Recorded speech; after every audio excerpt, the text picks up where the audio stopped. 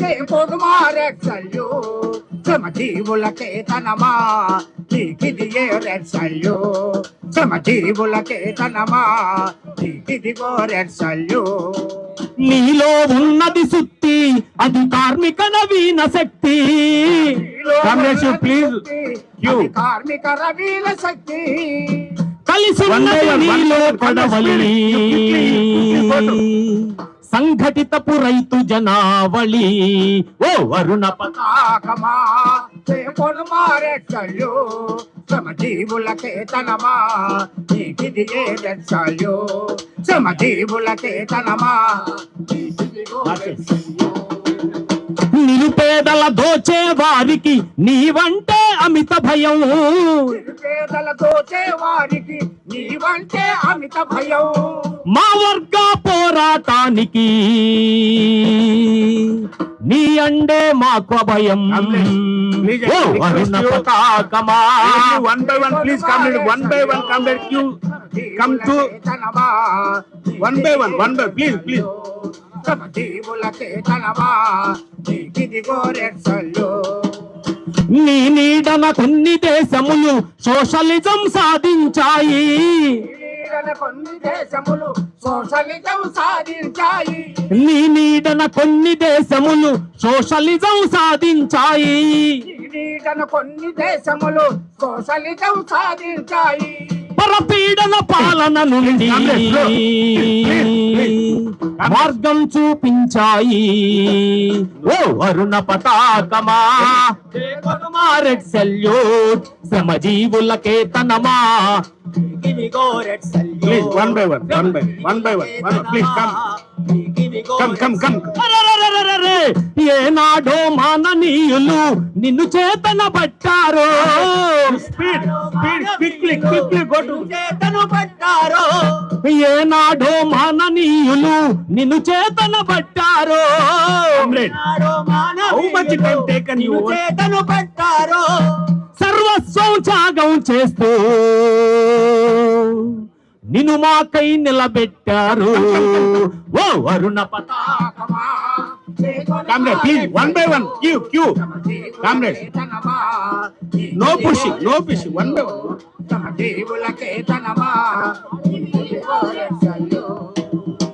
ఏ ఆశయ సిద్ధి కోసమై తమ రక్తం చిందించారో.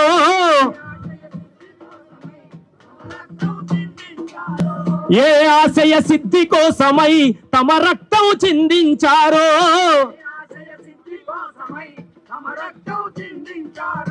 తుది ఆశలు మాపై నిలిపి మా చేతికి అందించారు. ఓ వరుణ పతాకమా చేగొనుమా రెడ్ సల్యూట్ శ్రమజీవులకే తనమా మీకివిగో రెడ్ సల్యూట్ శ్రమజీవులకే తనమా మీకివిగో రెడ్ సల్యూట్. మార్చలేము మాలో భావం చేయలేము వారికి ద్రోహం. మార్చలేము మాలో భావం చేయలేము వారికి ద్రోహం. మార్చలేము మాలో భావం చేయలేము వారికి ద్రోహం. మార్చలేము మాలో భావం చేయలేము వారికి ద్రోహం. నిన్ను భుజాన మోసుకుపోతాం పోరాటం కొనసాగిస్తాం. ఓ వరుణ పతాకమా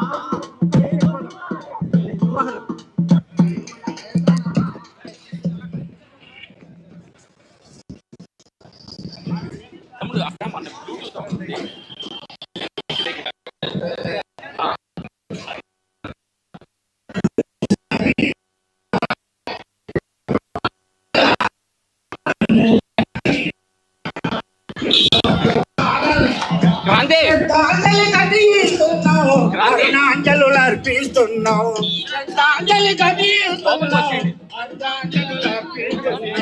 కనుమూసిన వీరుల్లారా విప్లవ ధ్రువతారల్లారా కనుమూసిన వీరుల్లారా విప్లవ ధ్రువతారల భౌతికంగా కనుమరుగైన అమరులైన అక్షయధనులు భౌతికంగా కనుమరుగైన అమరులైన అక్షయధనులు అనునిత్యం అర్పిస్తారు ఉత్తేజం కలిగిస్తారు అనునిత్యం హాట్స్పాట్ కనెక్ట్ అయింది. ఉత్తేజం అందిస్తారు కనుమూసిన వీరుల్లారా,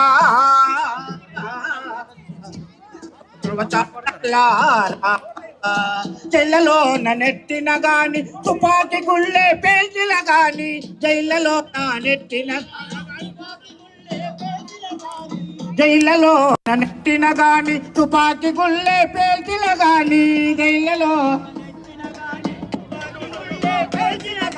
కటిక దరిద్రం పీల్చిన గాని చదరకుండా నిలిచితిరయ్యా, కటిక దరిద్రం పీల్చిన గాని చదరకుండా నిలిచితిరయ్యో కనుమూసిన వీరుల్లారా,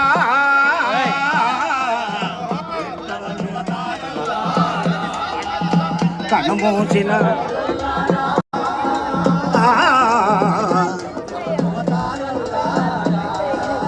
మరణమన్నది ఒక్కసారే పిరికితనము దిన దిన సావని, మరణమన్నది ఒక్కసారే మరణమన్నది ఒక్కసారే పిరికితనము దిన దిన సావని,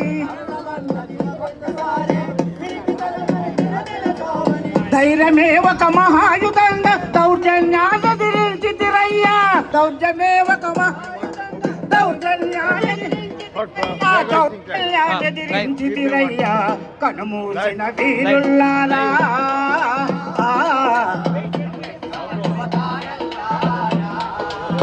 భూస్వాముల బూచువాల రౌడీల పోలీసుల రౌడీ ముఖల, భూస్వాముల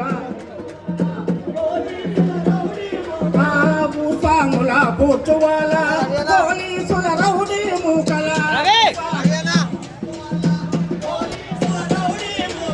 ఘాతుకాలను ప్రతిఘటిస్తూ సమరం సాగించితిరయ్యా, ఘాతుకాలను సమరం సాగించితిరయ్యా, సమరం సాగించితిరయ్యా కనుమూసిన వీరుల్లారా,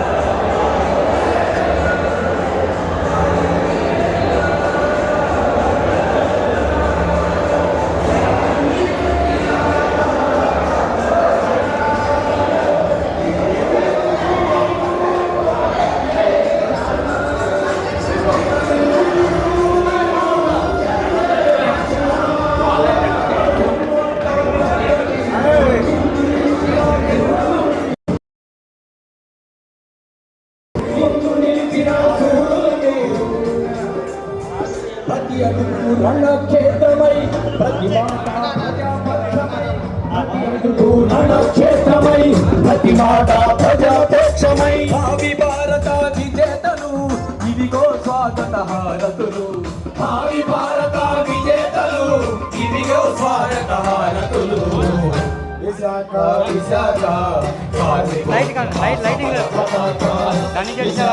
విశాఖ కార్మికోద్యమ సమర పతాక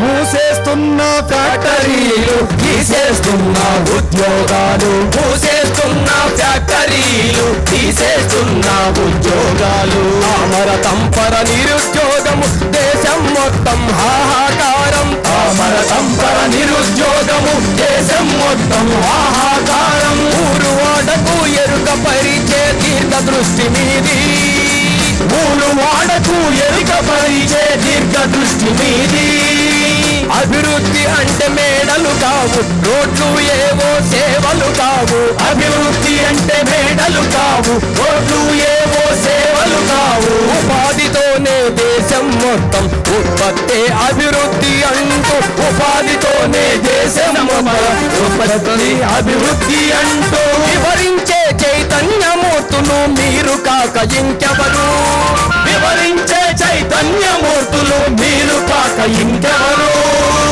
ప్రతి అడుగు రణక్షేత్రమై ప్రతి మాట ప్రజాపక్షమై ప్రతి అడుగు రణక్షేత్రమై ప్రతి మాట నేతలు ఇదిగో స్వాగత హారతులు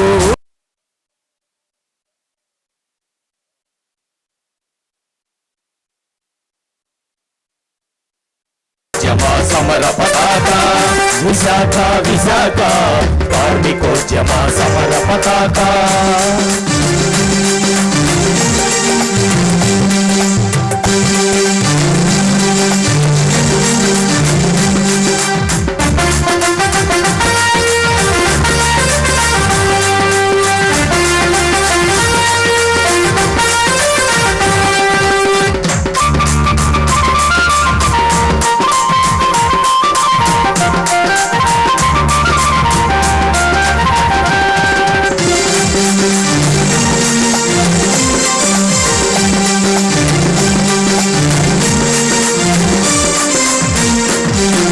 విస్తరిస్తున్న విశాఖపట్నం కార్మిక వర్గం కృషి ఫలితం విస్తరిస్తున్న విశాఖపట్నం కార్మిక వర్గ కృషి ఫలితం షిప్ యార్డులు విశాఖ పోర్టులు ప్రభుత్వ రంగ పరిశ్రమలు షిప్ యార్డులు విశాఖ పోర్టులు ప్రభుత్వ రంగ పరిశ్రమలు లక్షల బతుకుల జీవనాడుల వెలుగు దూడలేరు లక్షల బతుకుల జీవనాడుల వెలుగు జాడలేరు లక్షల బతుకుల జీవనాడుల వెలుగు జాడలెన్నో లక్షల బతుకుల జీవనాడుల వెలుగు జాడలెన్నో కనులు యువత బతకనివ్వక రోజుకింత ప్రాణం తీస్తూ కనులు యువత బతకనివ్వక రోజుకింత ప్రాణం చేస్తూ వేల కార్మికుల చిదిమేస్తూ విశాఖ ఉక్కును మింగే కుట్రను అడ్డుగోడ మీరు ప్రతి అడుగు ప్రజాక్షేత్రమై ప్రతి మాట ప్రజల పక్షమై ప్రతి అడుగు రణక్షేత్రమై ప్రతి మాట ప్రజల పక్షమై భావి భారత విజేతలు ఇవిగో స్వాగత హారతులు భావి భారత విజేతలు ఇవిగో స్వాగత హారతులు విశాఖ విశాఖ కార్మికోద్యమ సమర పతాక విశాఖ విశాఖ కార్మికోద్యమ సమర పతాక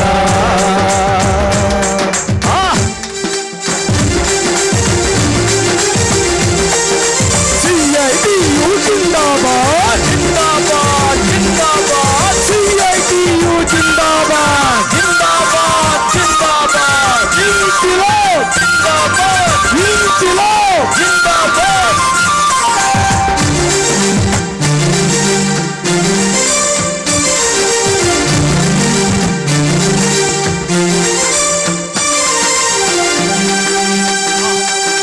మానవ వనరుల అభివృద్ధి కొలువు విద్య ఆరోగ్యం మానవ వనరుల అభివృద్ధి కొలువు విద్య ఆరోగ్యం పల్లె పట్నం ఐక్యత అంటే కార్మిక కర్షక భాగస్వామ్యం పల్లె పట్నం ఐక్యత అంటే కార్మిక కర్షక సౌభాగ్యం పుట్టిన ప్రతి వాడికిక్కడ దక్కాలి బ్రతికే హక్కు పుట్టిన ప్రతి వాడికిక్కడ దక్కాలి బ్రతికే హక్కు చిన్న పెద్ద తేడా లేదు ఉద్యోగ కార్మిక భేదం లేదు చిన్న పెద్ద తేడా లేదు ఉద్యోగ కార్మిక భేదం లేదు చిన్న పెద్ద తేడా లేదు ఉద్యోగ కార్మిక భేదం లేదు చిన్న పెద్ద తేడా లేదు ఉద్యోగ కార్మిక భేదా లేదు పని చేసే వాళ్ళందరూ పనులెతికే మనుషులందరూ పని చేసే వాళ్ళందరూ పనులెతికే మనుషులందరూ CITU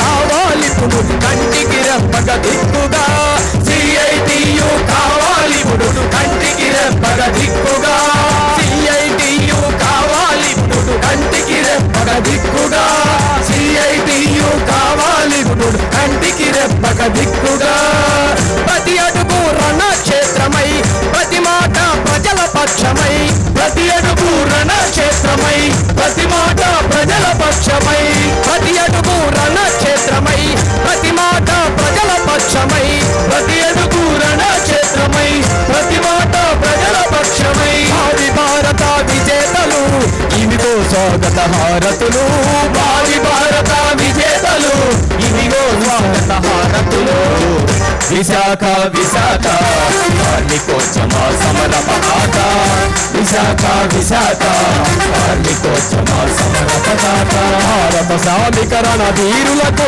ఆలపిస్తోంది స్వాగత గీతిక భారత సమీకరణ వీరులకు ఆలపిస్తుంది స్వాగత గీతిక ప్రతి అడుగు రణక్షేత్రమై ప్రతి మాట ప్రజల పక్షమై ప్రతి అడుగు రణక్షేత్రమై ప్రతి మాట ప్రజల పక్షమై కార్మిక హక్కుల పరిరక్షణకై జీవితం అంకితమైన యోధులు కార్మిక రక్షణ పరిరక్షణకై జీవితమంకారైన యోధులు సమతా రాజ్య స్థాపనకై CITU సారథులు సమతా రాజ్య సాధనకై CITU సారథులు సమతా రాజ్య స్థాపనకై CITU రథ సారథులు సమతా రాజ్య స్థాపనకై CITU రథ సారథులు భావి భారత విజేతలు ఇదిగో స్వాగత హారతులు భావి భారత విజేతలు ఇదిగో స్వాగత హారతులు ఇదిగో స్వాగత హారతులు ఇదిగో స్వాగత హారతులు ఇదిగో స్వాగత హారతులు ఇదిగో స్వాగత హారతులు ఇదిగో ప్రతి అడుగు రణక్షేత్రమై ప్రతి మాట ప్రజల పక్షమై ప్రతి అడుగు రణక్షేత్రమై ప్రతి మాట ప్రజల పక్షమై ప్రతి అడుగు రణక్షేత్రమై ప్రతి మాట ప్రజల పక్షమై ప్రతి అడుగు రణక్షేత్రమై ప్రతి మాట ప్రజల పక్షమై విశాఖపట్నం వేదికగా యువనున్నారు ఓ పిలుపు విశాఖపట్నం వేదికగా యువనున్నారు ఓ పిలుపు దేశ సమస్యలు అన్నింటికి పరిష్కారమే మీ గెలుపు దేశ సమస్యల అన్నింటికి పరిష్కారమే మీ గెలుపు విశాఖపట్నం వేదికగా యువనున్నారు ఓ పిలుపు విశాఖపట్నం వేదికగా యువనున్నారు ఓ పిలుపు దేశ సమస్యలు అన్నింటికి పరిష్కారమే మీ గెలుపు దేశ సమస్యలు అన్నింటికి పరిష్కారమే మీ గెలుపు ప్రతి అడుగు రణక్షేత్రమై ప్రతి మాట ప్రజల పక్షమై ప్రతి అడుగు రణక్షేత్రమై ప్రతి మాట ప్రజల పక్షమై భావి భారత విజేతలు ఇవిగో స్వాగత హారతులు భావి భారత విజేతలు ఇవిగో స్వాగత హారతులు భావి భారత విజేతలు ఇవిగో స్వాగత హారతులు భావి భారత విజేతలు ఇవిగో స్వాగత హారతులు ఇవిగో స్వాగత హారతులు ఇవిగో స్వాగత హారతులు ఇవిగో స్వాగత హారతులు వెల్కమ్ కామ్రేడ్స్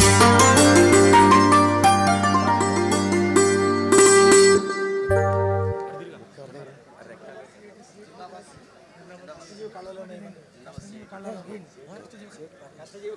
CITU సంఘం మనలను పిలిచింది, కార్మిక వర్గపు ఐక్యతను అది కోరింది. పదండి పదండి ముందుగా నవోదయానికి నాందిగా, పదండి పదండి ముందుగా నవోదయానికి నాందిగా, పదండి పదండి ముందుగా నవోదయానికి నాందిగా, పదండి పదండి ముందుగా నవోదయానికి నాందిగా. CITU సంఘం మనలను పిలిచింది,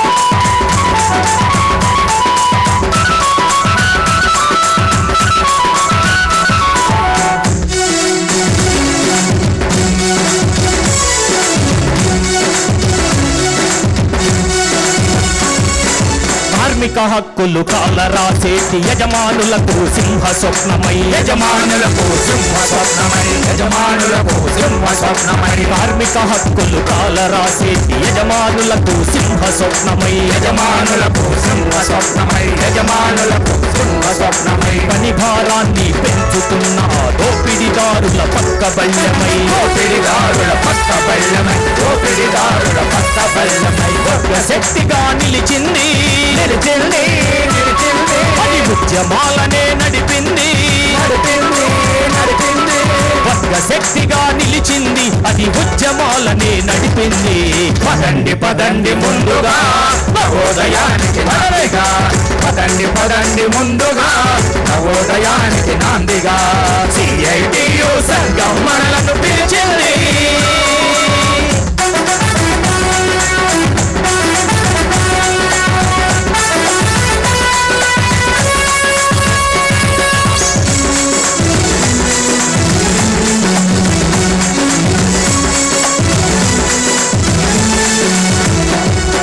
ప్రభుత్వ రంగపు ఆస్తులు అన్ని పత్తులు పెట్టే పద్ధతి వద్దని, పత్తులు పెట్టే పద్ధతి వద్దని, పత్తులు పెట్టే పద్ధతి వద్దని, IMF కు లొంగి కార్మికుల గొంతులు కోసే కుట్రలు వద్దని, గొంతులు కోసే కుట్రలు వద్దని, గొంతులు కోసే కుట్రలు వద్దని, కార్మిక శక్తిగా నిలిచింది, నిలిచింది నిలిచింది, ఆ గుర్తు రట్టునే చేసింది, చేసింది చేసింది, కార్మిక శక్తిగా నిలిచింది, ఆ గుర్తు రట్టునే చేసింది.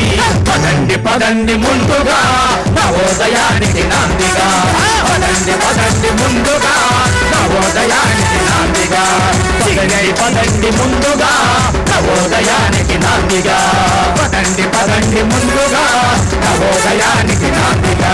CITU సంఘం మనలను పిలిచింది,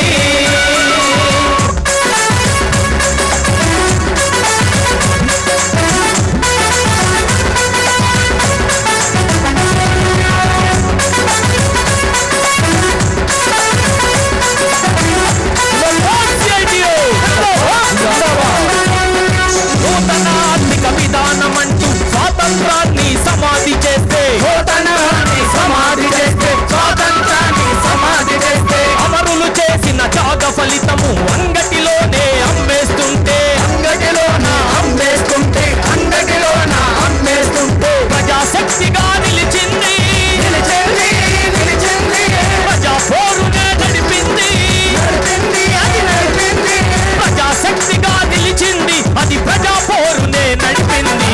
పదండి పదండి ముందుగా నవోదయానికి నాందిగా, పదండి పదండి ముందుగా నవోదయానికి నాందిగా. CITU సంఘం మనలను పిలిచింది,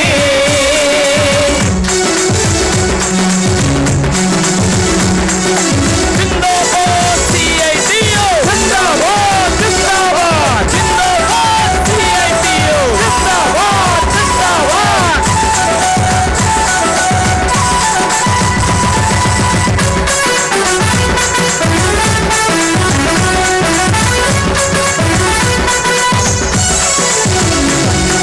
కులాల పేరిట కుట్రలు చేసి కార్మిక శక్తికి చిచ్చును పెడితే, కార్మిక శక్తికి చిచ్చులు పెడితే, కార్మిక శక్తికి చిచ్చులు పెడితే, కులోన్మాదము మతోన్మాదము మంటలు రేపి దేశ ఐక్యతకు ముప్పును తెస్తే, దేశ ఐక్యతకు ముప్పును తెస్తే, దేశ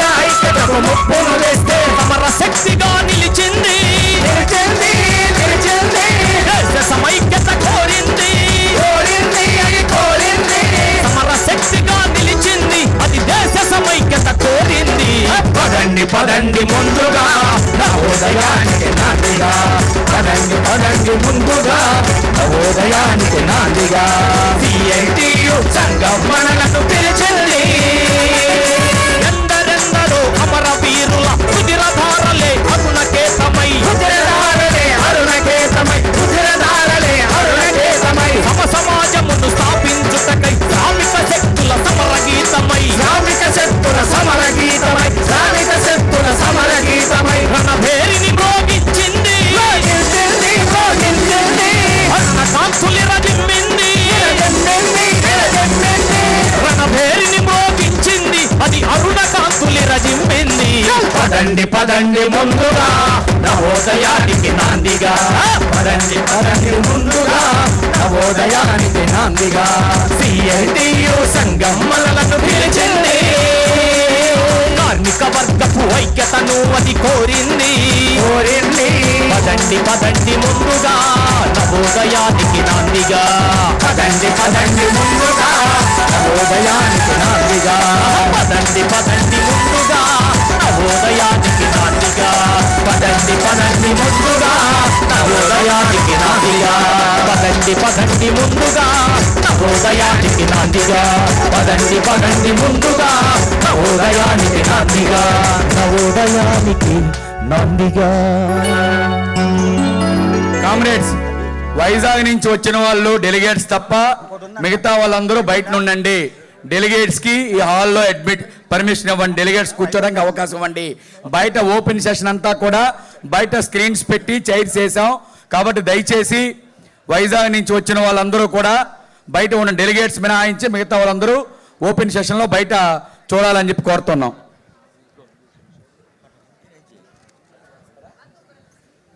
నమస్తే.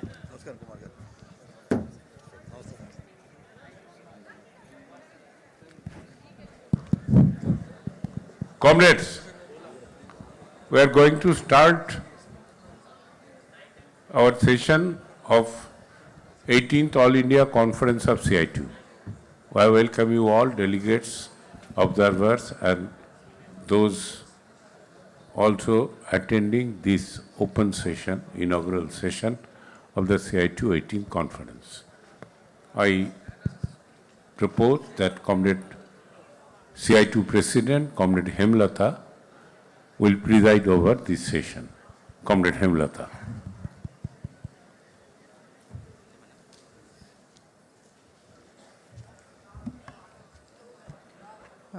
Comrades, first of all, I welcome WFTU General Secretary, Comrade Pambis Christis, to this 18th Conference of CITU.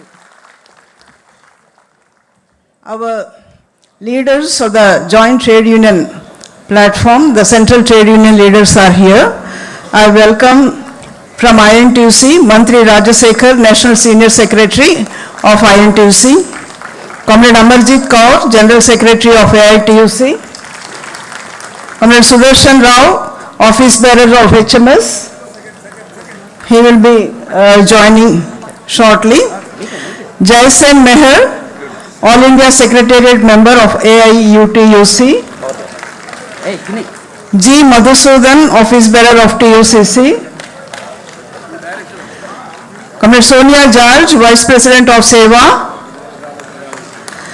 And Clifton D. Rosario, Vice President of AICCTU. Now, the welcome address will be delivered by the chairman of the reception committee, Comrade C.H. Narsingh Rao.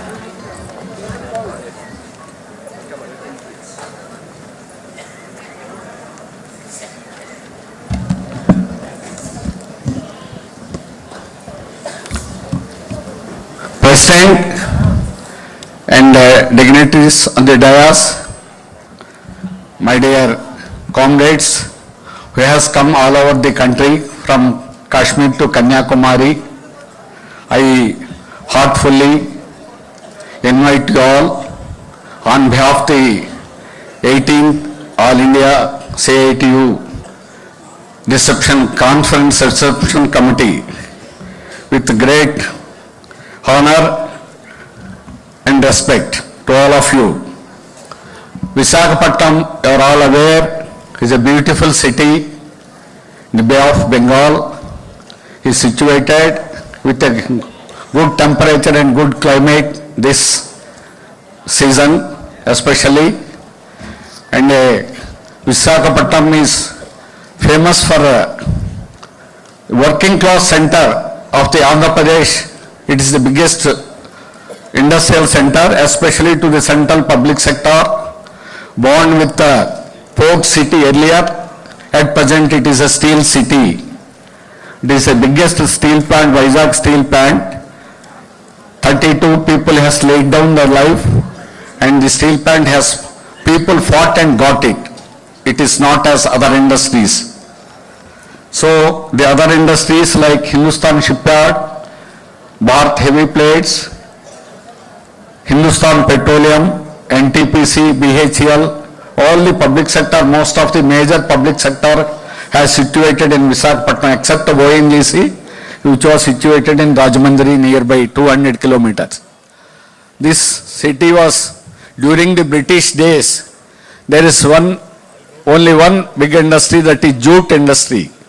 In CITU also jute mill in 1930, the workers who has working for 15 to 16 hours during the day has made a rebellion, and the British people police has fired 3 workers during that struggle. The Visakhapatnam tribal area was led by the heroic leader Alluri Sitaramraju, the martyrs. Jyoti has been brought from there. Krishnadevi Patnam, he said he was killed at the age of 27 years by the Britishers.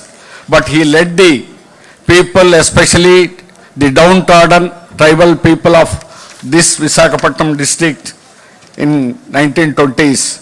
So this is a historical place, and it is a famous poets like Sri Sri and Gurazad Apparao, writer, all this and very renowned people belongs to this district earlier, and now that was divided into Vijayanagaram, Srikakulam, other districts, neighboring districts nearby. In 2025, 2 summits has taken, one summit by the partner, in the name of partner summit, the corporates has been gathered here, and the Andhra Pradesh government has made big promises that 16 lakh crores are coming and the development will take place. But all the lies and false promises has been made from that summit. Our conference, the trade union conference, including all trade union, national trade union leaders are sitting. This conference is going to make a call, and the struggle for the future working class, the call will be given from here to fight against their false promises. And we are going to give a clear clarion call for the working class for their future. So these 2 summits in the same month, it was held in Visakhapatnam. And recently, one M. Appalraju, a Kisan leader, was being arrested this week by the Andhra Pradesh police, Andhra Pradesh government, under PD Act, Prevention Detention Act. How many months it will take to get his bail, we don't know. The government want to suppress the agriculture movement taking place at Nakapalli against the pharma hub that the government want to establish here. So this district is, in this district, common district earlier, the comrades who are fighting so many battles has taken place in various industries, and we got the people support, the mass support, the Kisan movement, both together, working class and Kisan together are fighting for many years.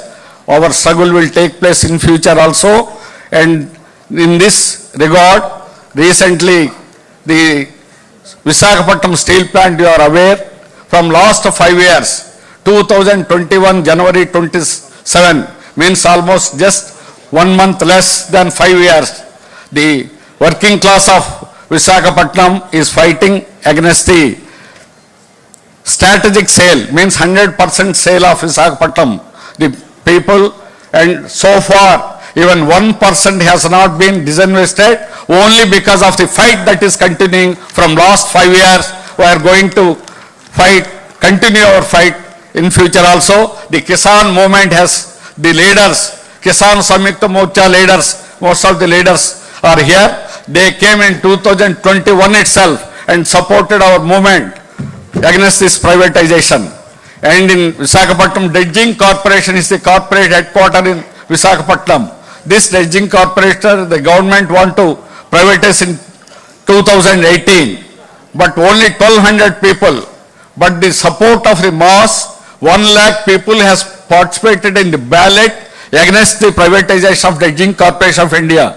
Then the Minister Gadkari came to Visakhapatnam and he has to announce that Dredging Corporation of India could not be privatized. We are not going to privatize like that. The Dredging Corporation of India privatization has been, as we have, it is continuing in public sector because of the struggle that has been taken place by the working class of this state. Throughout the state, we made an continuous rigorous agitations during that period. That's why the agitations so far. So many other industries, Hindustan Shipyard, the government tried to, but the parliamentary committee has taken a decision to merge this Hindustan Shipyard to the defense. Now it became a defense unit. In Bharat Heavy Plates and Vessels Limited, BHPV earlier, it was merged into BHEL only because of all this struggle. L&T people has tried their best to take over the BHPV. But because of all the workers came together and sat before the plant, not allowed the L&T people. L&T people left from Visakhapatnam and again they could not come. That BHP was merged to BHEL now. So the struggles, due to the struggles, the Visakhapatnam working class has made many vigorous struggles and fought against the government and their policies and saved the public sector so far in many angles. And the agriculture movement is also both together are fighting, especially in Nakapalli. Vizag steel plant, only problem is captive mines. All other public sector are having mines. Only Vizag steel plant is not having mines, but the government want to start on metal steel plant in Nakapalli, and the government is trying to its best to allot captive mines to the metals company. So the government want to kill the public sector, especially they are trying their last 5 years, want to destroy Vizag steel plant. It is not simple privatization. Of course, another resolution is there. In the inaugural session, I don't want to explain more. So the people and the working class together are fighting and save the working public sector. So far, we appreciate the struggles that are being laid by the working class of Visakhapatnam and the working class of Andhra Pradesh. The reception committee has made all possible efforts to ensure that stay in comfortable and pleasant respectably, and we request your kind cooperation in overlooking any minor inconvenience would arise. May the spirit of Visakhapatnam, symbolizing industrial resilience and collective strength, serve as a source of inspiration for our deliberations. Let us deliberate and proceed with a shared sense of purpose. Once again, we extend a warm and cordial welcome to all the delegates and wish the conference resounding success, including our fraternal leaders and various leaders came from the other fraternal trade unions. I once again welcoming you all. I conclude this welcoming speech on behalf of the reception committee, thanking you all. Thank you very much. Thank you, Comrade Narsingh Rao. Now I request Comrade Tappan Sen, our General Secretary, to make some introductory remarks.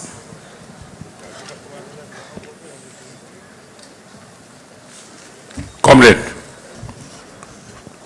welcome to you all. On behalf of you all, on this occasion of 18th conference of CITU, on behalf of all you together, we warmly welcome the General Secretary of World Federation of Trade Union, Comrade Plumbis, will be addressing you very soon.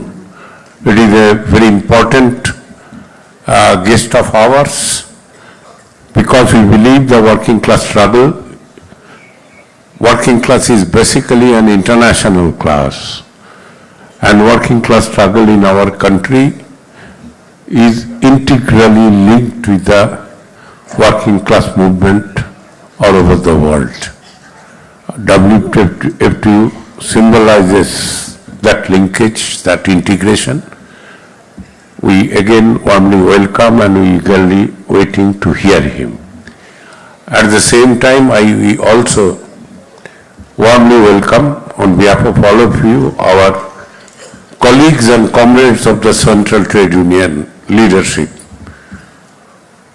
whom we are working together, running together, fighting together during last more than decades against the most heinous regime the country is confronting with. And we are in the midst of struggle. From this conference we will go for further struggle, and it will continue because the attack is mounting in a very atrocious and heinous and fascistic way. That's the challenge before us. And I believe this conference of this month, they will deal on the various issues and challenges facing them, and also the measures to be taken, special measures to be taken to carry the struggle to a combative height. It's no use of making them convinced that their policies are not good for the country. The only way before the working class movement is to compel them,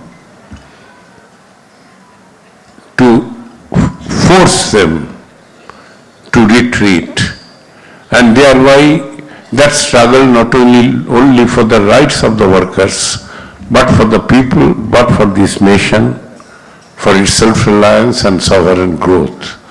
In fact, the working class, they are playing a role of a great patriotic struggle to save the nation, to save the people, along with saving their right. We don't believe that all these are separate issues. They are integrally linked to each other. And on that premise, CITU conference will be dealing on the issue. Comrades from all over the country who have come, leading different sectors, will be dealing on the issues. And at the initially, definitely by the presentation made by our WFTU General Secretary, and also our colleagues and comrades of the Central Trade Unions, their presentation will definitely enthuse us, generate us more confidence. And at the same time, I also welcome our fraternal mass organizations, particularly the Workers' Kisan Sabha, Agricultural Workers Union, All India Democratic Women Association, and other mass organizations who are also present in this conference to greet us and to exchange their ideas. We are in a particular turning point, and I think that is one of the biggest achievement of the working class movement. While fighting against neoliberalism since last more than 3 decades, that in this process of struggle, a new combination has emerged through this process of struggle. The workers, peasants and agricultural workers are coming together. The producing classes are coming together to combat the destructive, conspiratorial exercise by the government. Rather, it will be wrong to say only by the government, it will by the capitalist class, by the corporate class, who are operating through their agents in governance. That is how we look into the thing. Our fight against this exploitative system itself. And I believe the new combination, the unity of the producing class that is emerging, it is not merely our own. The entire joint front of Kisan organizations and joint front of trade union organizations are coming together. Last 9 July strike symbolizes that much more visibly, and I think that is the future instrumentation of our struggle to combat and to defeat the enemies of the people and enemies of the nation. With these few words, I believe this 4 days exercise will be a very important exercise, very crucial exercise for us, for all of us, for the entire working class movement, and for the entire people's movement in the country. With these few introductory remarks, this inaugural session will be eagerly waiting to hear our leaders, our fraternal leader, our WFTU General Secretary and our Central Trade Union comrades. With these introductory remarks from the conference, we will be interacting in the process of coming 4 days. With these few introductory remarks, at the end, I again express our warm appreciation and gratitude to the Andhra Pradesh State Committee of CITU and Visakhapatnam working class movement in particular to host this conference quite effectively in a very beautiful manner. Thank you all, comrades. With these I conclude. Comrade Tappan has talked about the World Federation of Trade Unions, its importance. As all of you know, the World Federation of Trade Unions is a class-oriented trade union, global trade union, which has been fighting against imperialism and also for the defense of the workers' rights all over the world. We are very happy to have Comrade Pambis Christis, the General Secretary of WFTU here. Despite his very busy schedule, he has made the effort to come here and managed to come here. I welcome him again and request him to greet the conference.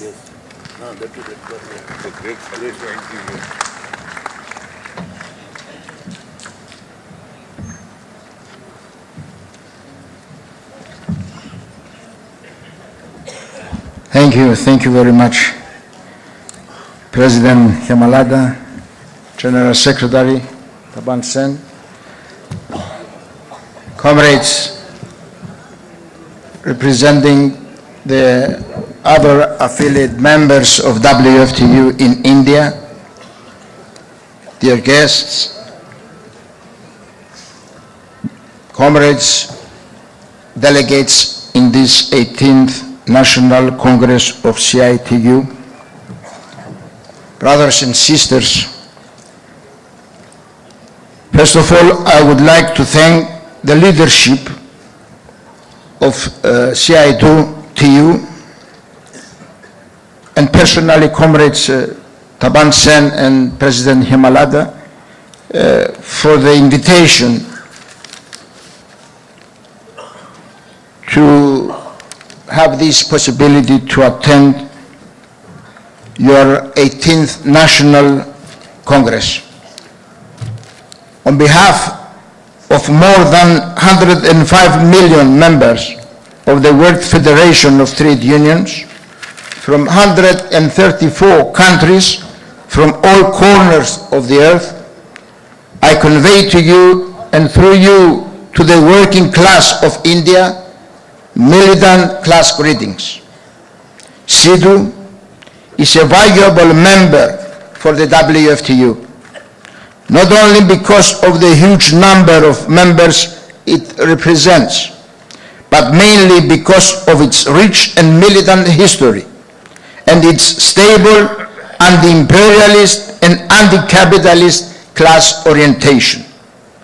Rightly has a position in the Secretariat of our Federation, and Comrade Devroy is one of the Deputy General Secretaries of the World Federation of Trade Unions. Your Congress is taking place at a time that global geopolitical and economic rivalries continue to directly threaten world peace and security, even with the risk of nuclear destruction. Imperialist wars, interventions, sanctions and blockades continue and intensify. Workers around the world are facing the generalization and deepening of the capitalist crisis, accompanied by new attacks on their rights and achievements, a dramatic widening of social inequalities, further environmental degradation, and reckless overexploitation of our planet's natural resources. The genocide of the Palestinians in Gaza and the unbelievable brutality it has shown and continues to show before the eyes of all humanity by the Israeli state has once again revealed in all its grandeur the hypocrisy, cynicism, and inhuman nature of imperialism. Because the whole world knows that this behavior wouldn't be possible without the support and the courage by the United States, the European Union, and their other NATO allies. The WFTU, as always, stands by the Palestinian people. We know very well from the international experience that the ceasefires and agreements imposed by imperialist power under their control and supervision cannot ensure just or lasting peace. Our solidarity actions will continue and intensify until the establishment of the independent Palestinian state in the 1967 borders with East Jerusalem as its capital. In the same anti-imperialistic spirit, we stand in solidarity with the working class and the people of Venezuela, Cuba, and the Latin America in general, who are facing intensified threats, military provocations, economic warfare, and attempts at foreign interference by United States imperialism. The deepening of the capitalist crisis makes the attacks against labor and social achievements and democratic and trade union freedoms becoming even harsher and intense. Temporary, precarious, and unsecured employment is expanding and have significantly undermined labor with rights regulated by collective agreements. At the altar of profit, human sacrifices continue as safety and health at work are seen by employers as undesirable costs that reduce their profits. The shift towards a war economy is clearly a priority for the ruling circles of capitalism today. New massive increases in military spending, apart from being a threat to global peace and security, also mean even harsher austerity policies and widening social inequality.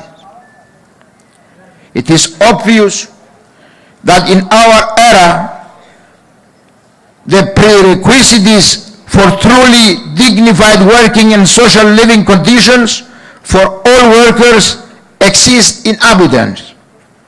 The rapid development of science and technology has led to a leap in the productive capabilities of human labor. What we are fighting for, these capabilities not to be utilized to increase the profits of capitalists and create unimaginable wealth for few, but to ensure dignified living and working conditions for those who, through their labor and toil, are the true creators of the produced wealth. The encouraging and hopeful element in the depressing picture of today's world is the fact that workers do not passively accept the neoliberal, anti-popular and anti-labor offensive. Guided by class-oriented trade unions, with militant struggles and mobilizations in every corner of the globe, they are demanding work with rights that ensure the satisfaction of their modern needs. As the resistance of workers strengthens and the struggles become more massive and militant, so do the phenomena of authoritarianism and repression. The police persecution of trade unions leaders and the attack on trade unions' freedoms, particularly the right to strike, intensify. United workers' struggles often face not only employers and the states, but also unions aligned with class collaboration and system integration. Employers and governments to manipulate labor struggles, betting on the role of yellow unions and the surrendered trade union leaders. India is an integral part of this global development. Neoliberal policies, labor law changes, and aggressive privatization have had serious consequences for workers and pensioners.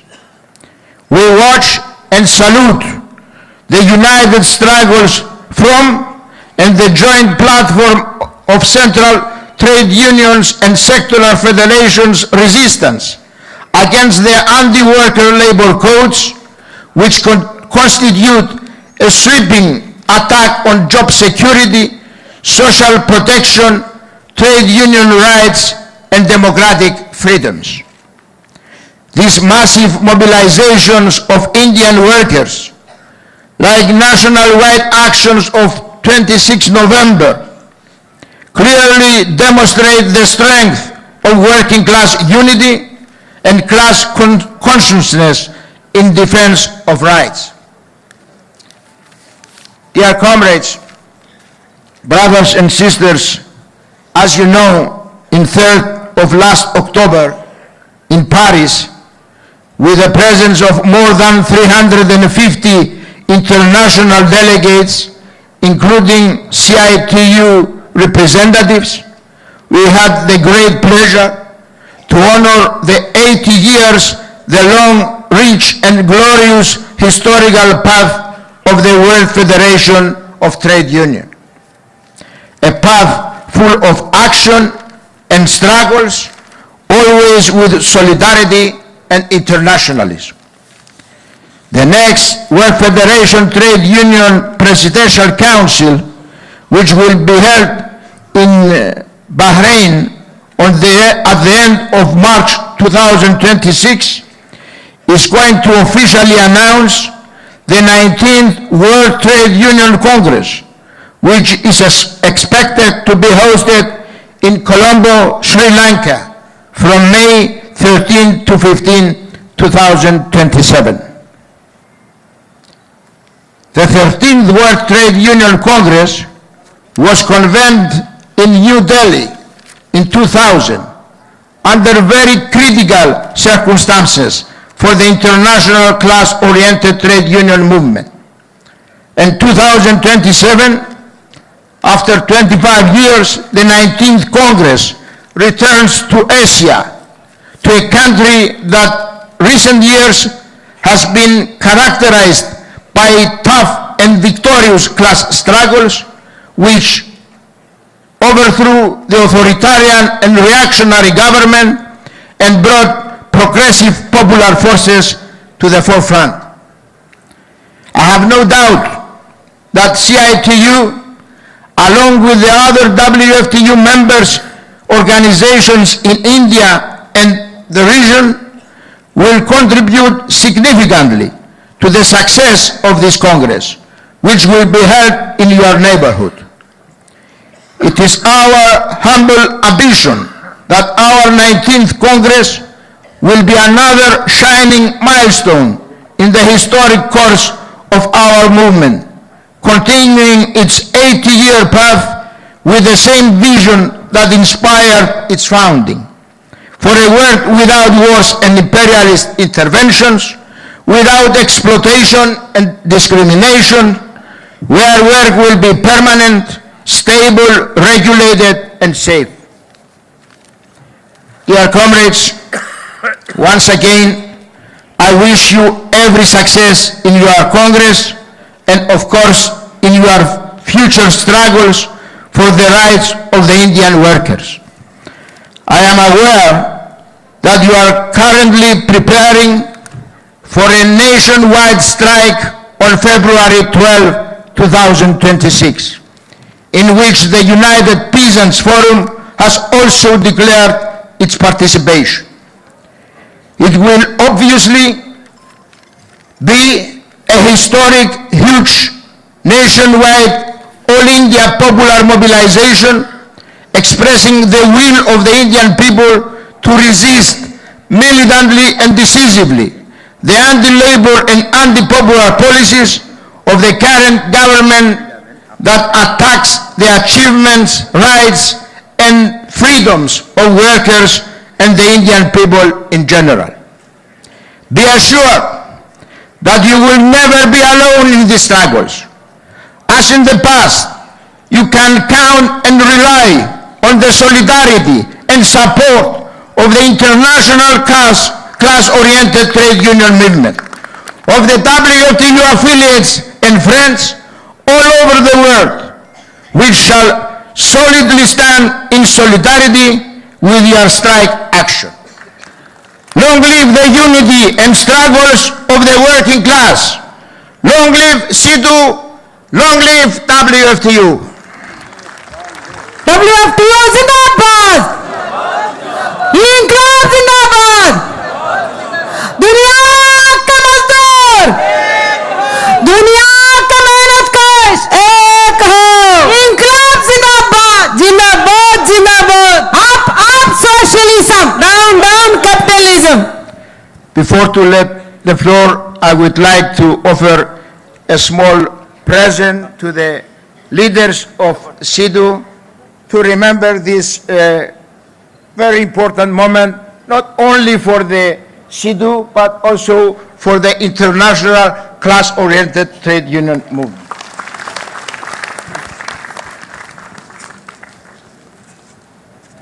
My present is the symbol of WFTU,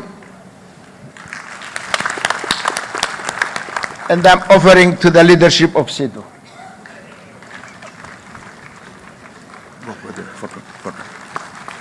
साम्राज्यवाद हो बर्बाद! हो बर्बाद! हो बर्बाद! साम्राज्यवाद हो बर्बाद! हो बर्बाद! हो बर्बाद!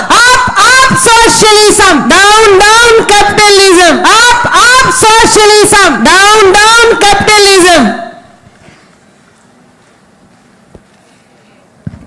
And last, if I know that in this huge country there are more than one calendars, but I would like to wish to all of you and to your families happy and militant New Year. Thank you, Comrade Pambis, for your inspiring lecture. On behalf of the entire CITU and the conference, we again thank you. Okay. These are small personal presents from you.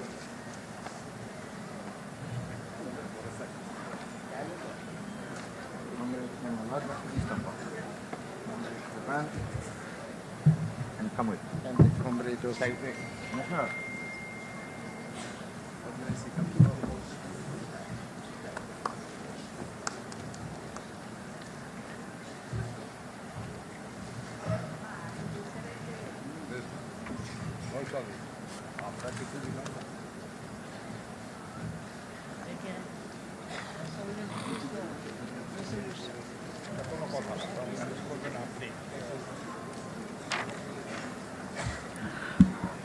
Comrades, Our conference is being held in the backdrop of the BJP government notifying the labor codes. So the central trade unions have decided to go on a strike, and in this conference we first have to take a resolution supporting the strike. So I'll be placing a resolution supporting the strike. The 18th Conference of Indian Trade Unions fully supports the decision of the Joint Platform of Trade Unions for a general strike demanding repeal of the 4 labor codes, and the strike is tentatively decided to be held on 12th February. It will be formally announced in a national convention which will be held in Delhi in Surjit Bhavan on 9th of this month, of January, So the call for the general strike is supported by the Sanyukta Kisan Morcha.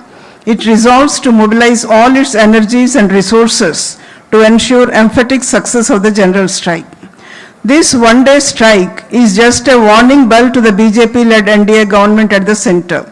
If the Modi-led government attempts to forcibly implement the labor codes through notifying the rules and other measures, workers will answer with multi-days general strike and higher forms of resistance in the coming days and continue their fight till the labor codes are scrapped.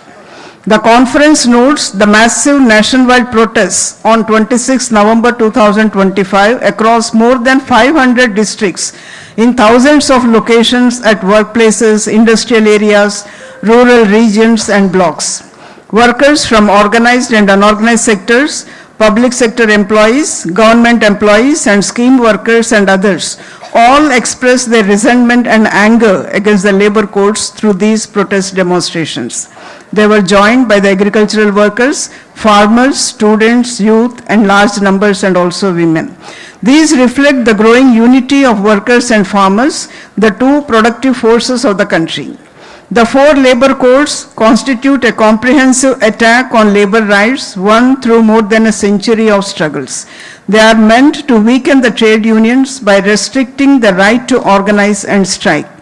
They extend working hours, facilitate hire and fire, expand contractualization, fixed-term employment and apprenticeship without any safeguards, dilute occupational safety, dismantle inspections, weaken labor adjudication, and decriminalize employers' violations of labor statutes while intensifying repression of workers' struggles.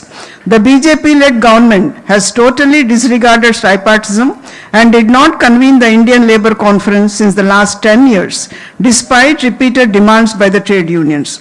It has abruptly notified the labor codes despite the stiff opposition from almost all the working class except the BMS, and BMS also welcomed 2 labor codes and it had reservations against the other 2.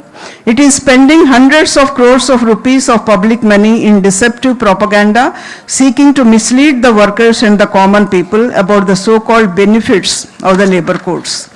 The 18th Conference of CITU reiterates that the notification of labor codes is a desperate attempt by the ruling corporate communal nexus to address or resolve the systemic crisis of capitalism in favor of the capitalist class by attacking the basic and hard-won rights of the working class.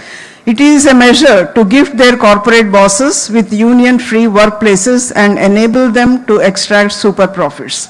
The conference also asserts that the attacks on the constitutional and democratic rights of the people, the attacks on autonomous institutions, on federalism, the display of neo-fascist characters by the ruling dispensation, and the attempts to flame communal and divisive passions and disrupt unity of the working people.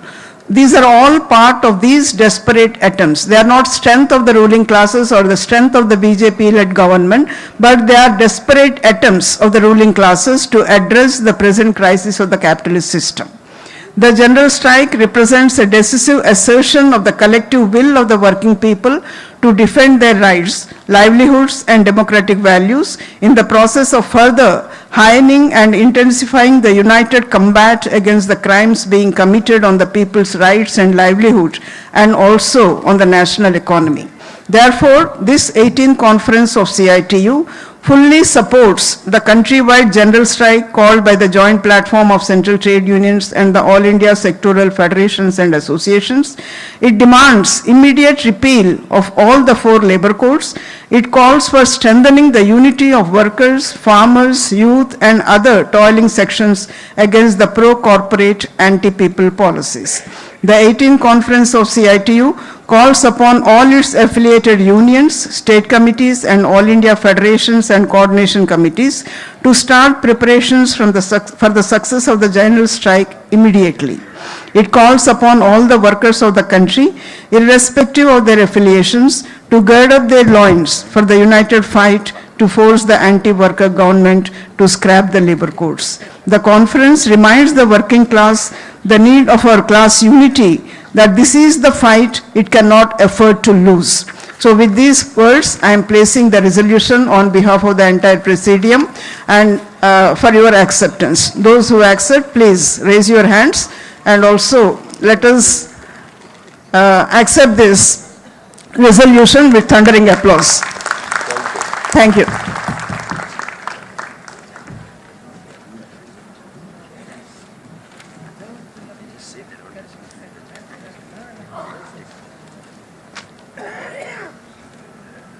Comrades, our General Secretary, Comrade Hemlata, shall present a souvenir of our Congress to General Secretary, World Federation of Trade Union, Comrade Pembis. Comrade Hemlata.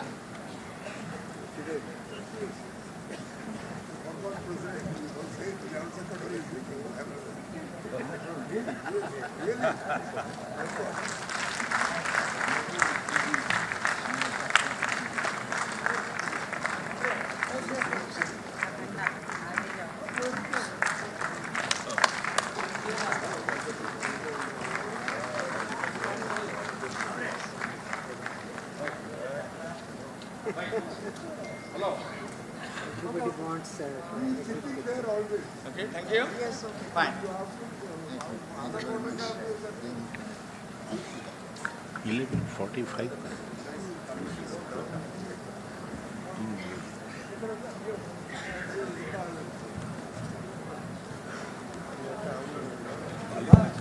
Comrades, now we'll break for tea and we'll again gather at 11:45.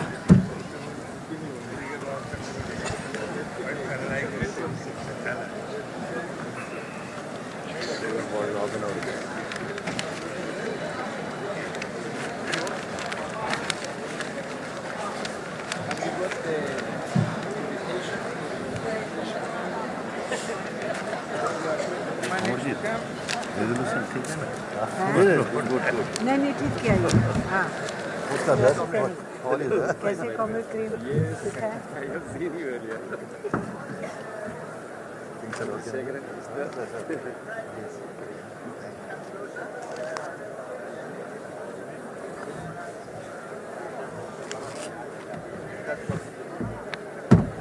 Date नहीं तय होता था तो कितना problem आता date तय नहीं होता तो कितना प्रॉब्लम आता आपका कॉन्फ्रेंस हो रहा है आप सिर्फ बोल रहे हैं फरवरी में करेंगे डेट बता दिखा रहे हैं आपका तो अच्छा होमवर्क हो गया ना तो इसीलिए आप डे टू डे अपन से नहीं जान जाना इजी होगा We here, TV. साहेब रेड्डी जी ठीक है सर.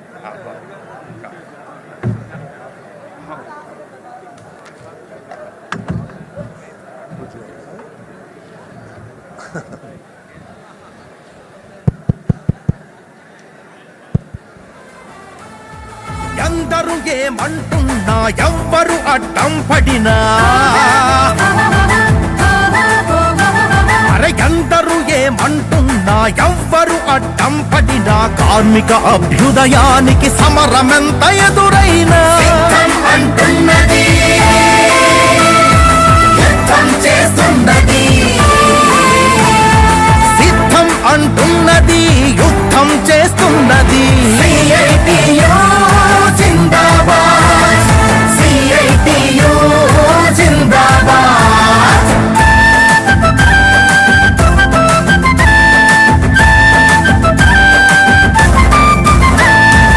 ఏళ్ళు తరాలుగా తరాలుగా ఎర్ర అక్షరాలుగా ఎర్రని స్వరాలుగా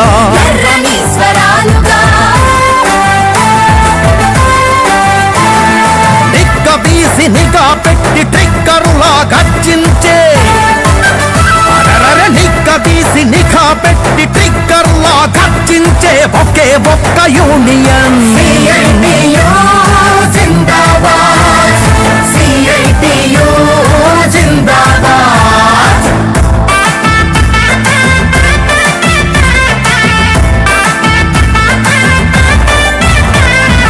ఉచితంగా చదువు ఉచితంగా వైద్యం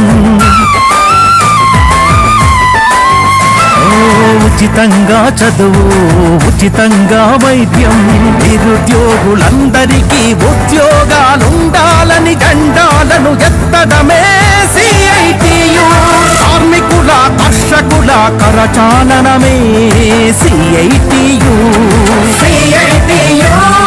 జిందాబాద్ CITU జిందాబాద్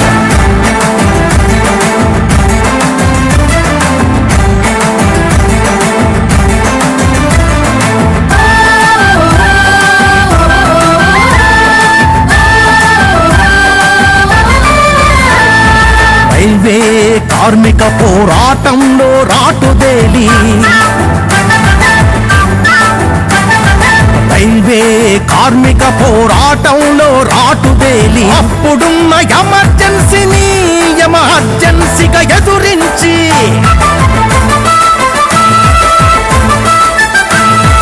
ఇప్పుడున్న అప్రకటిత మోదీ ఎమర్జెన్సీ పైన నిగ్గదీసి నిఘా పెట్టి ట్రిగ్గర్లా గర్జించే ఒకే ఒక్క యూనియన్ జిందాబాద్ CITU జిందాబాద్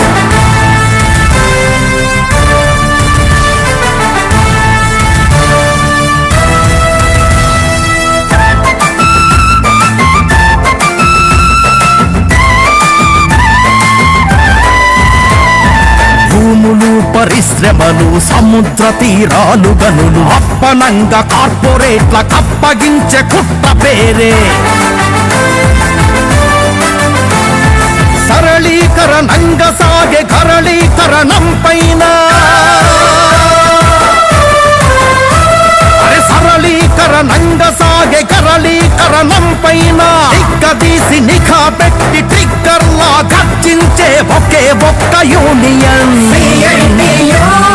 జిందాబాద్ CITU జిందాబాద్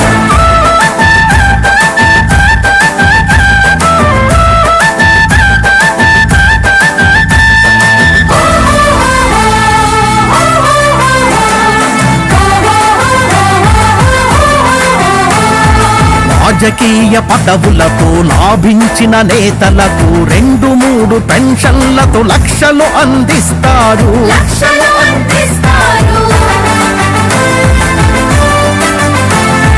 రేబవలు చెమటోడ్చే కార్మికులను అవుట్సోర్సింగ్ కాంట్రాక్టుల పేర ఇచ్చే వేతనాలు ద్రోహమని నిగ్గదీసి నిఘా పెట్టి ట్రిగ్గర్లా గర్జించే ఒకే ఒక్క యూనియన్ జిందాబాద్ CITU జిందాబాద్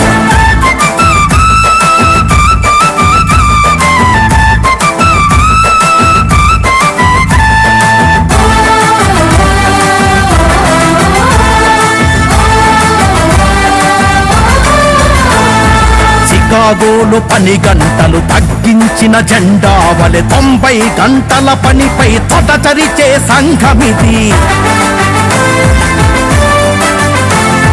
ప్రభుత్వ రంగాన్ని మోదీ ప్రైవేట్ రంగానికిస్తే ప్రభుత్వ రంగాన్ని మోదీ ప్రైవేట్ రంగానికిస్తే గదీసి నిఘా పెట్టి ట్రిగ్గర్లా గర్జించే ఒకే ఒక్క యూనియన్ జిందాబాద్ CITU జిందాబాద్ CITU జిందాబాద్ CITU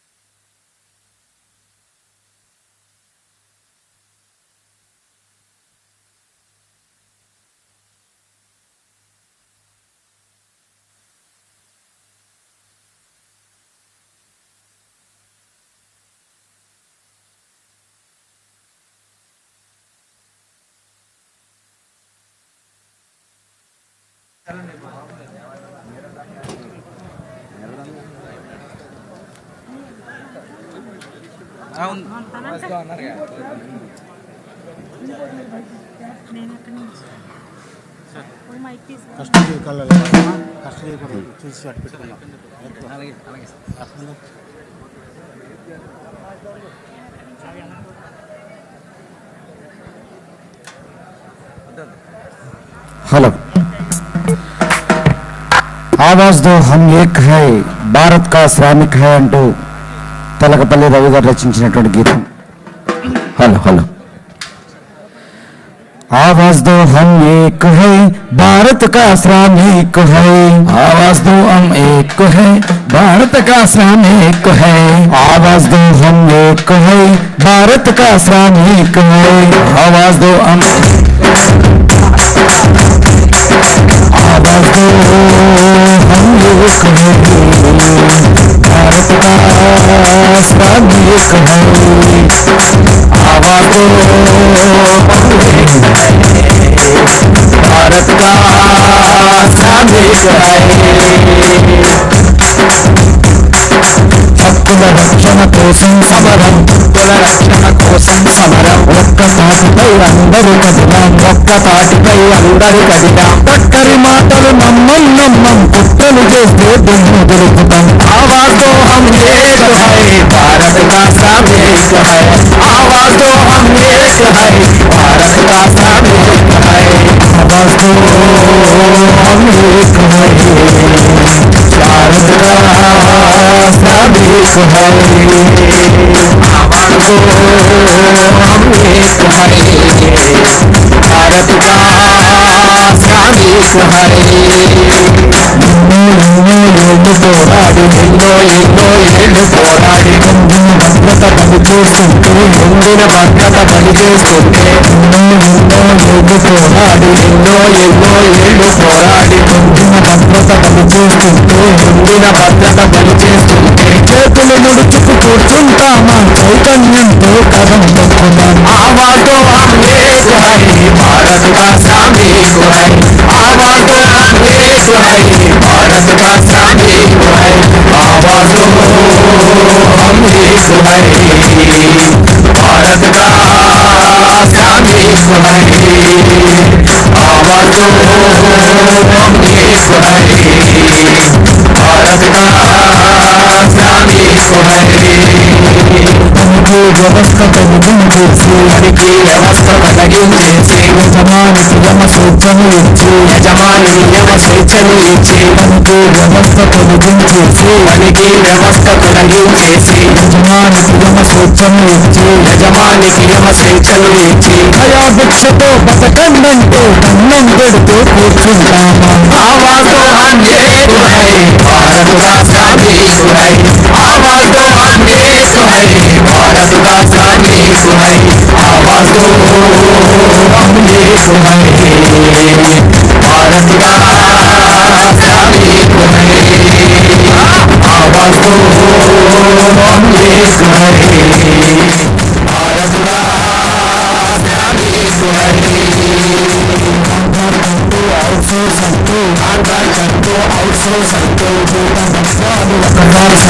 జీత బస్లాలు ఒకమార్స్ అంటూ ఆంధ్రాకంటూ అవుట్సోర్స్ అంటూ జీత బస్లాలు ఒకమార్స్ అంటూ జీత బస్లాలు ఒకమార్స్ అంటూ అన్నిటికీ పై లేదు జీవితాలపై లేదు, అన్నిటికీ పై లేదు జీవితాలపై లేదు, సాగదులే ఈ రోజు సమస్య శక్తిని చాటు, సాగదులే ఈ రోజు సమస్య శక్తిని చాటు, आवाज दो हम एक है भारत का श्रमिक है, आवाज दो हम एक है भारत का श्रमिक है, కార్మిక శక్తికి సంకేతంగా కార్మిక శక్తికి సంకేతంగా దేశమంతటా సాగే పోరు, దేశమంతటా సాగే పోరు, కార్మిక శక్తికి సంకేతంగా కార్మిక శక్తికి సంకేతంగా దేశమంతటా సాగే పోరు దేశమంతటా సాగే పోరు సత్తా ఏంటో చూపిస్తా మరో చరిత్ర రాసిస్తా సత్తా ఏంటో చూపిస్తా మరో చరిత్ర రాసిస్తా సత్తా ఏంటో చూపిస్తా మరో చరిత్ర రాసిస్తా సత్తా ఏంటో చూపిస్తా మరో చరిత్ర రాసిస్తా చరిత్ర రాసిస్తా మరో చరిత్ర రాసిస్తా మరో చరిత్ర రాసిస్తా మరో చరిత్ర రాసిస్తా. మిత్రులారా,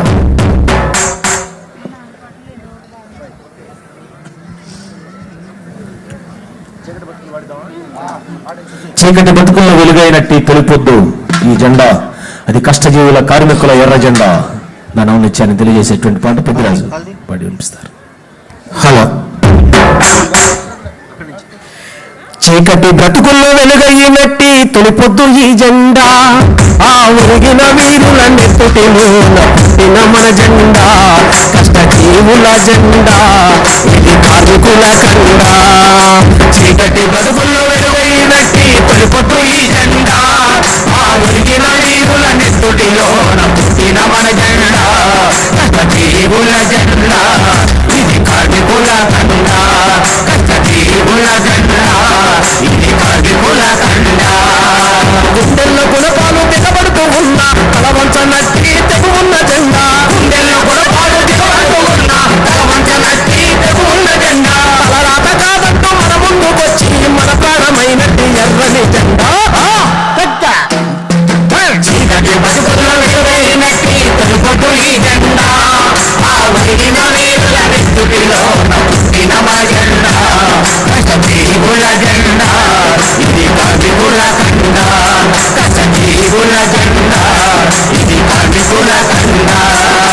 నేరమ్మ ముందుకు ప్రాణాలు విట్టి పరిగైన పోకుండా బండల్లో చెట్టి, పరిగైన పోకుండా బండల్లో చెట్టి, పరిగైన పోకుండా బండల్లో చెట్టి, అలవారి గుమ్మలో కష్టాన్ని నింపి నింటిల్లి పాదిని పస్తుల్లో తంపి, ఇంటిల్ల పాడిని పస్తుల్లో తంపి, ఇంటిల్ల పాడిని పస్తుల్లో తంపి, తలెన్ను పడుతున్న వ్యవసాయ కూలీల వెన్ను తానయ్యి నిలిచింది జెండా, ఒకటోళ్ళ మెడలొచ్చి మన కూలి పెంచి చూడు తానయ్యి కదిలొచ్చింది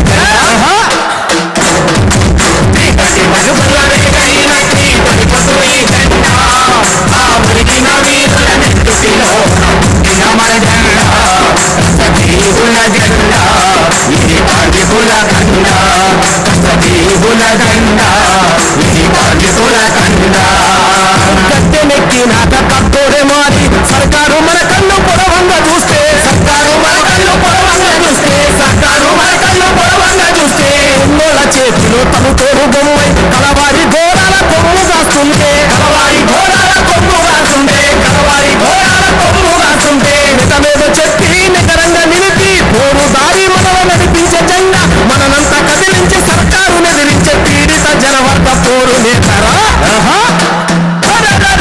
చీకటి బతుకుల్లో వెలుగైనట్టి తొలిపొద్దు ఈ జెండా, ఆ ఒరిగిన వీరుల నెత్తుటిలోన పుట్టిన మన జెండా, కష్టజీవుల జెండా, ఇది కార్మికుల కండా, కష్టజీవుల జెండా, ఇది కార్మికుల కండా. నడిచేటి దారుల్లో ముళ్ళెన్ని ఉన్నా కష్టాలు కసిగట్టి కాటేస్తూ ఉన్నా, కష్టాలు కసిగట్టి కాటేస్తూ ఉన్నా, కష్టాలు కసిగట్టి కాటేస్తూ ఉన్నా, వెనకడుగు మరచి ముందుకే నడిచి దిక్కులేనోళ్లకు దిక్కై నిలిచి, దిక్కులేనోళ్లకు దిక్కై నిలిచి, దిక్కులేనోళ్లకు దిక్కై నిలిచి, వర్గ పోరులోన ఓనమాలు దిద్ది త్యాగాన నిలువెల్ల తడిసింది ఈ జెండా, ఎర్ర జెండాలలో వేగు చుక్కావోనే వెలుగుతున్నది CITU జెండా. చీకటి బతుకుల్లో వెలుగైనట్టి తొలిపొద్దు ఈ జెండా, ఆ ఒరిగిన వీరుల నెత్తుటిలోన పుట్టిన మన జెండా, కష్టజీవుల జెండా, ఇది కార్మికుల కండా, కష్టజీవుల జెండా, ఇది కార్మికుల కండా. ఇప్పుడు వెంటనే కష్టజీవి కళ్ళలోన కూలినాలి గుండెలోన కార్మికులకు అండగా నిలిచినటువంటి జెండా CITU మౌలాలి రాసిన పాట.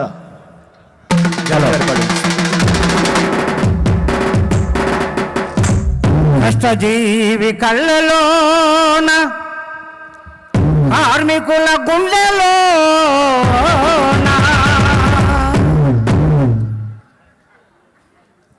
కార్మికులకు అండగాను నిలిచినట్టి సంఘమిది. జిందాబాద్ CITU జిందాబాద్, జిందాబాద్ CITU జిందాబాద్, జిందాబాద్ CITU జిందాబాద్, జిందాబాద్ CITU జిందాబాద్, CITU జిందాబాద్. కష్టజీవి కళ్ళలోన కూలినాలి గుండెలో కార్మికులకు అండగాను పిలిచినట్టి సంగతి జిందాబాద్ CITU జిందాబాద్, జిందాబాద్ CITU జిందాబాద్.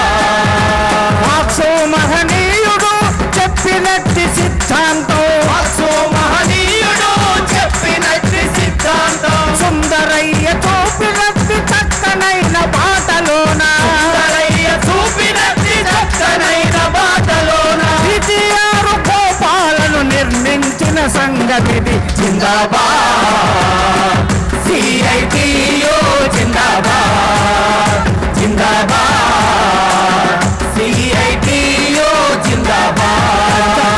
కళ్ళలోన కూలినాలి గుండెలో కార్మికులకు అండగాను నిలిచినట్టి సంగతి జిందాబాద్ CITU జిందాబాద్, జిందాబాద్ CITU జిందాబాద్. పురుషులతో సమానంగా స్త్రీలను చూడాలని, పురుషులతో సమానంగా స్త్రీలను చూడాలని అసంఘటిత రంగానికి అండగాను నిలిచింది, అసంఘటిత రంగానికి అండగాను నిలిచింది, పోరులను చేసింది తీటుగా నిలిచింది జిందాబాద్ CITU జిందాబాద్, జిందాబాద్ CITU జిందాబాద్.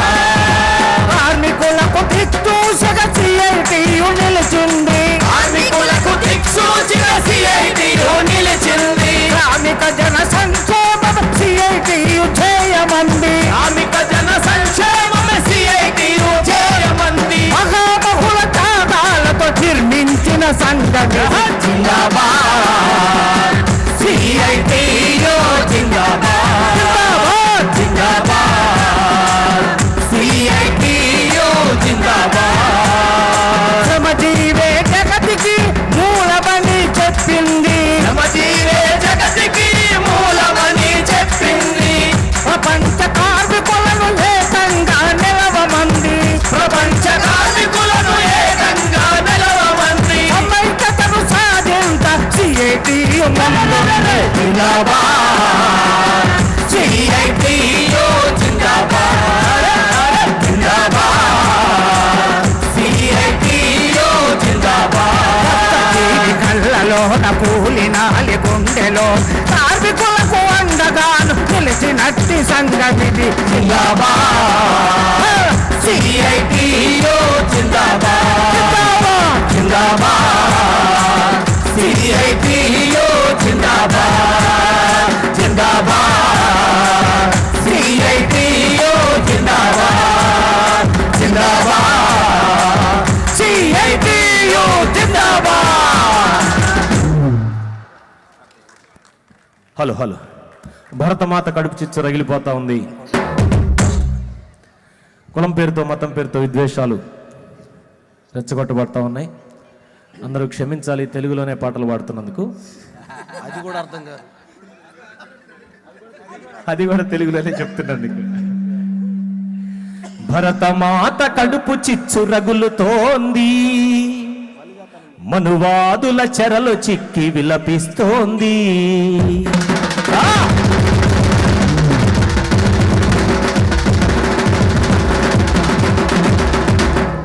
భరతమాత కడుపు చిచ్చు రగులుతోంది, మనువాదుల చెరలు చిక్కి విలపిస్తోంది.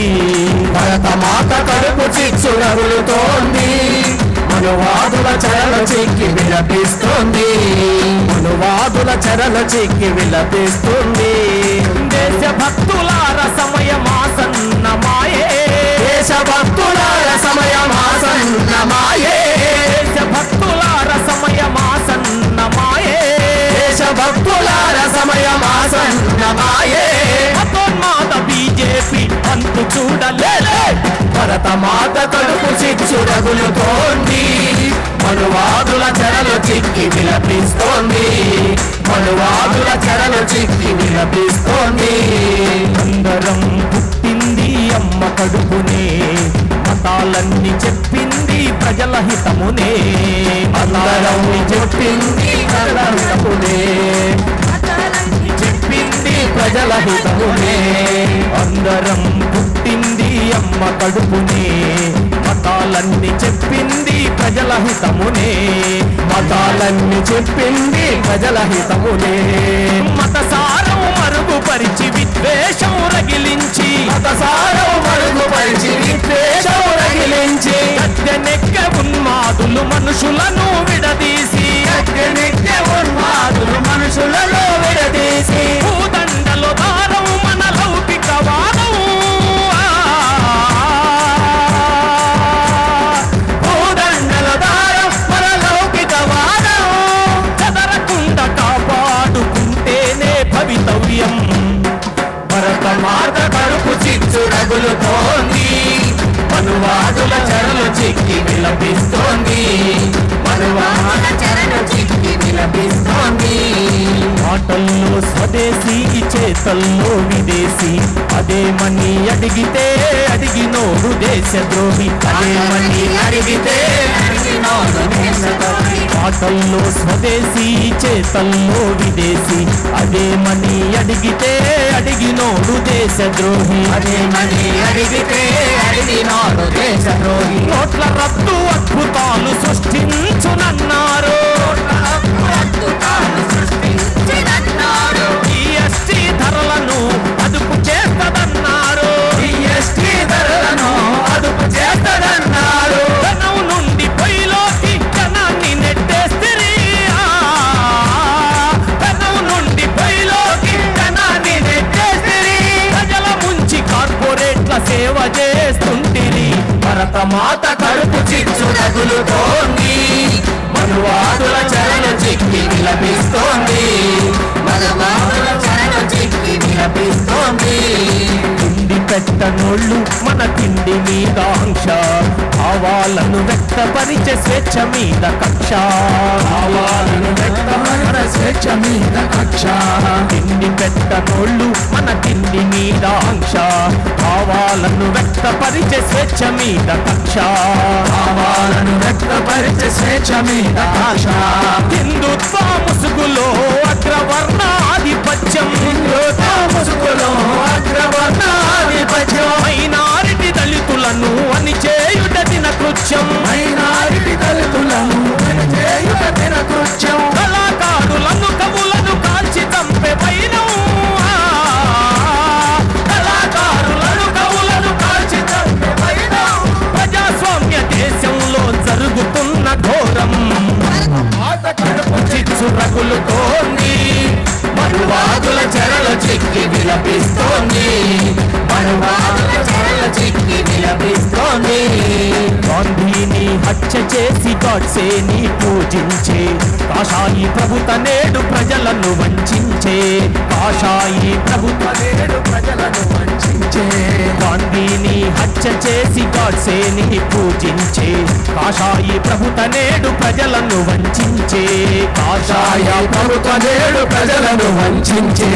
త్యాగమంటే తెలియనోళ్ళు దేశభక్తి జపం, త్యాగమంటే తెలియనోళ్ళు దేశభక్తి జపం చేస్తూ, త్యాగమంటే తెలియనోళ్ళు దేశభక్తి జపం చేస్తూ, త్యాగమంటే తెలియనోళ్ళు దేశభక్తి జపం చేస్తూ, ప్రశ్నిస్తే చంపేసే దేశద్రోహి ముద్ర వేస్తూ, ప్రశ్నిస్తే చంపేసి దేశద్రోహి ముద్ర వేస్తూ, చల్లోళ్లను తరిమిన వీర చరిత మనది,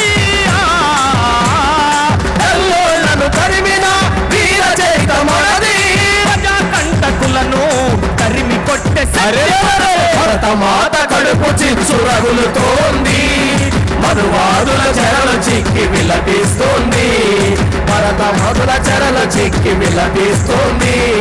దేశభక్తులార సమయమాసన్నమాయే, దేశభక్తులార సమయమాసన్నమాయే, దేశభక్తులార సమయమాసన్నమాయే, దేశభక్తులార సమయమాసన్నమాయే.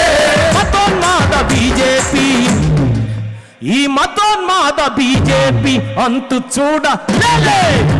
ధన్యవాదాలు.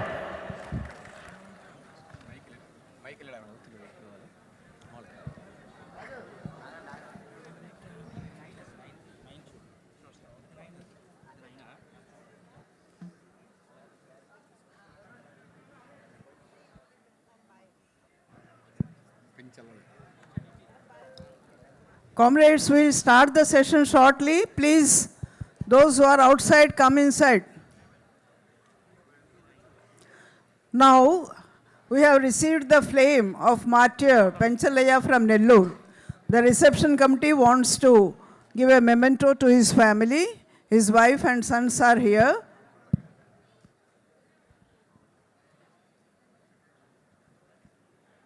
He was killed by the Ganjai mafia, drug mafia.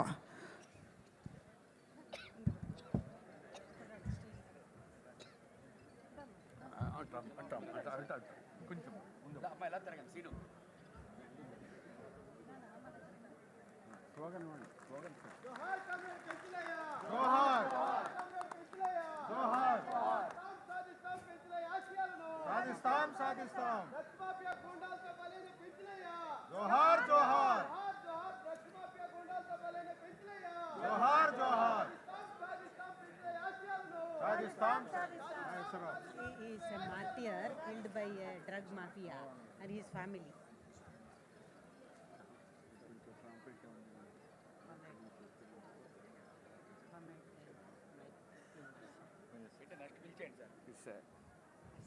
I told the family of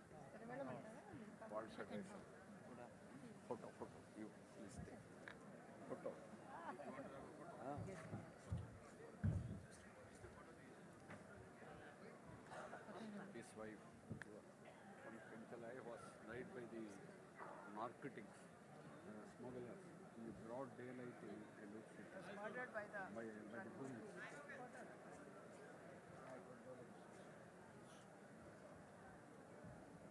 People like that never.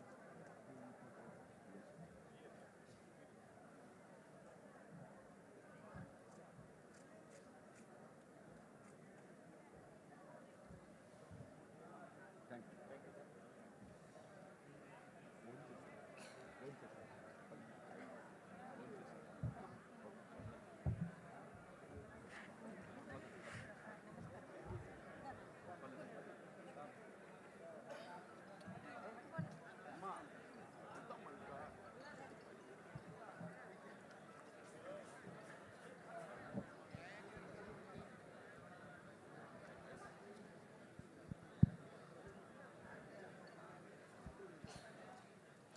Comrades, please take your seats.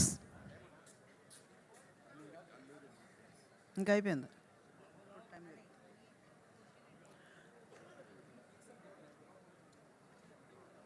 Comrades, please take your seats. We'll start the session.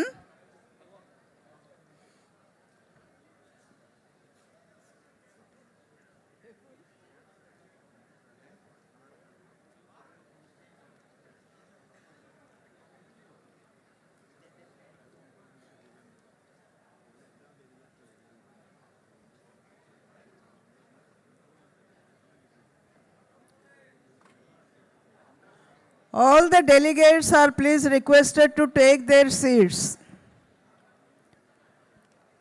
Now we'll have a resolution. Comrade Tapan Sen, our General Secretary, will place a resolution against privatization of Vizag Steel Plant.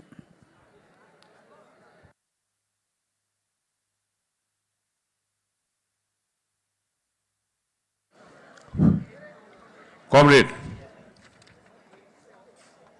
I am placing this resolution before you against the Vizag steel plant privatization. Last 5 years the struggle is on, and this resolution is meant for reiterating much more determined way the resolve that we will not allow private steel, Vizag steel to be privatized at any cost by any means. It is no more a workers' movement. It has already become the movement of the people of this state, with the working people leading from the front. I am presenting this resolution before you.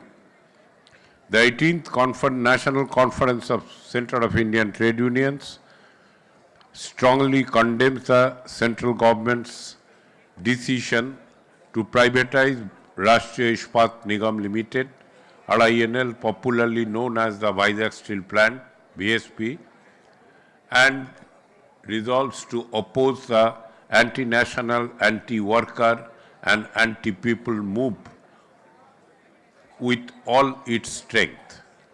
Vizag Steel Plant is a major shore-based integrated steel plant born out of a historic mass movement of the people of Andhra Pradesh, the then undivided Andhra Pradesh, in which 32 people laid down their lives. Established in 1982, the plant symbolizes people's struggle and national self-reliance. Despite persistent delays in fund release by the central government, which forced RINL to borrow heavily for commissioning the plant in early 1990s, the plant commenced production, giving meaning to the slogan Visakhapatnam Andhra Hakku. Spread over nearly 22,000 acres with modern facilities and a natural coastal advantage, VSP was envisioned as a strategic public sector asset. Steel is one of India's 8 core industries crucial for infrastructures, defense, shipbuilding, railways, energy and manufacturing. Located on the esteemed eastern coast with proximity to the international shipping routes, Vizag Steel Plant has immense long-term strategic and economic value. Since the advent of neoliberalism, successive central governments, guided by neoliberal policies of liberalization, privatization and globalization, attempted to weaken and privatize RINL. Trade unions mobilized steel workers and people nationwide to resist these moves through sustained struggles. Historic struggles have been conducted in continuity. Ironically, Gangavaram port, originally meant to serve the RINL, was handed over to private corporate interests, forcing RINL to pay exorbitant charges to use infrastructure meant for its integrated operations.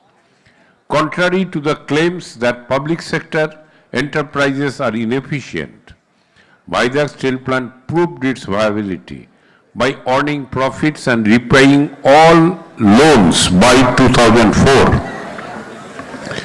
The government itself approved expansion of 3.4 million tons to 6.3 million tons, with plans to reach 7.3 million tons, recognizing its potential. VSP has contributed over 57,789 crores of rupees by March 2025 to central and state government state exchequers through taxes and dividends, besides generating large-scale employment. The current financial stress of RINL is not due to workers' inefficiency, but deliberate policy of discrimination with a sabotaging approach. Unlike other public and private sector steel plants, VSP was denied captive iron ore mines, while others spent about 2,400 rupees per ton on iron ore, those who are having captive mines. Owing to their having captive mines, VSP pays over 8,000, almost 4 times per ton, making it structurally uncompetitive. Repeated demands for captive mines were ignored, forcing workers to launch historic struggles, including the Blood for Mines movement and mass protests such as 25-kilometer long Padayatra in 2018. Instead of correcting these distortions, the BJP-led central government decided on 27 January 2021 for strategic sale of RINL entirely, selling it lock, stock and barrel without consulting the parliament, state government, workers or the public. The decision clearly aimed to hand over a valuable national asset to favored corporate and foreign multinational interest.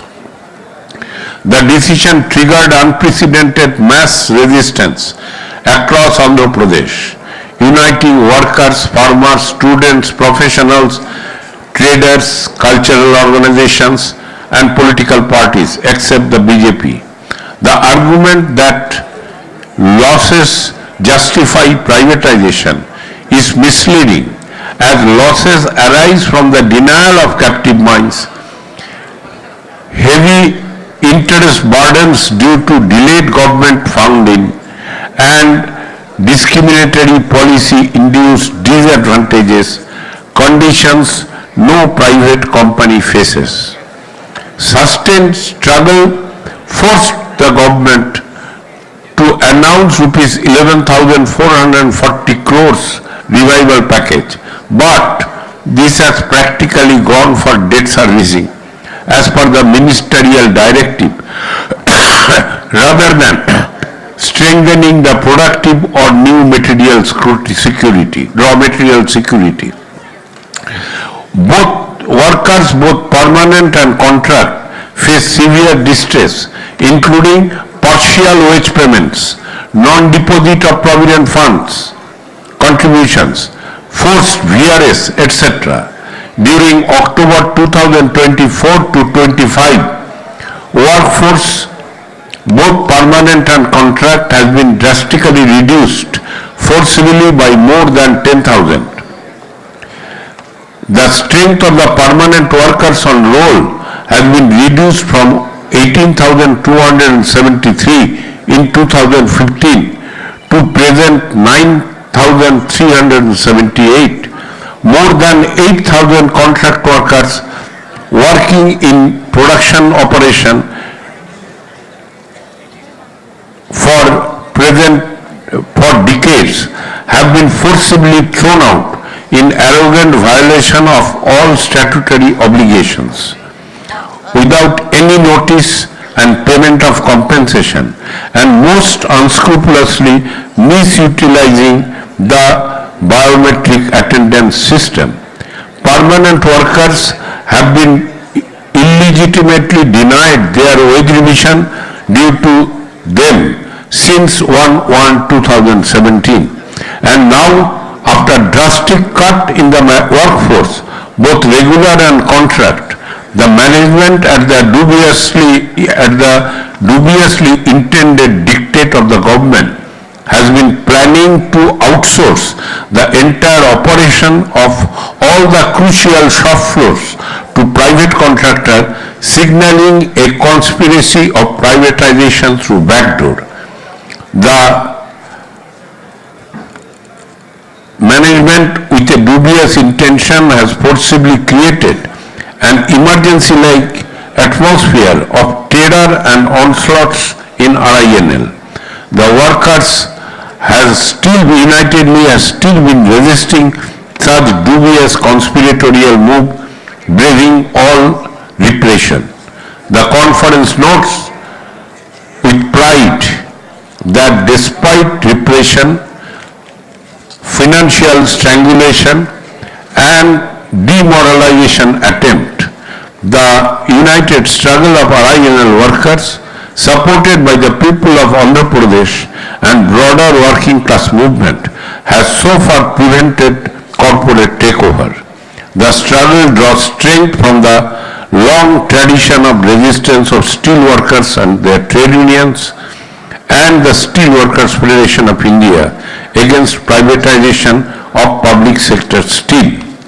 The 18th Conference of CITU, therefore, unequivocally opposes the privatization of RINL Vizag Steel Plant in any form, rejects asset stripping, disinvestment, the move to outsource shop floor operation and strategic sale of public sector steel plants, demands allocation of captive iron ore mines to RINL and full support for expansion and modernization, condemns retrenchment, forced various wage suppression and denial of statutory benefits, reaffirms that steel is a strategic sector and Vizag Steel Plant must remain in public ownership, accountable to the people and the Parliament.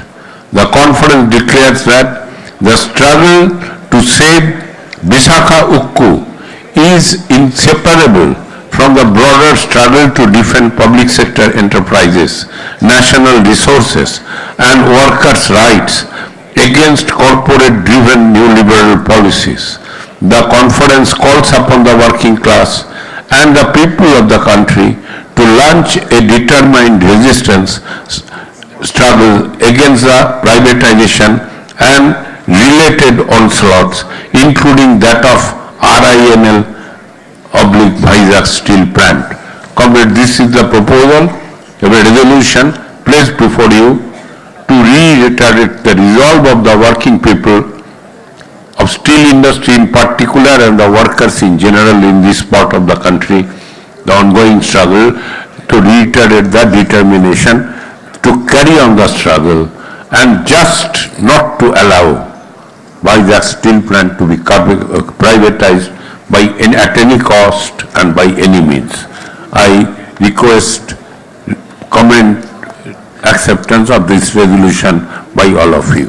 Thank you. Comrades, the resolution has been, comrades. Resolution has been placed by the General Secretary. Those who adopt the resolution, accept the resolution, please raise your hands. I think there will be no opposition. The resolution is unanimously adopted. Now we have to take the struggle forward to protect the Vizag Steel Plant and prevent privatization of the public sector. Now, comrades, our central leaders of the central trade unions, they are here to greet the conference. So first of all, I request Mantri Rajashekhar, National Senior Secretary of INTUC, to address the gathering.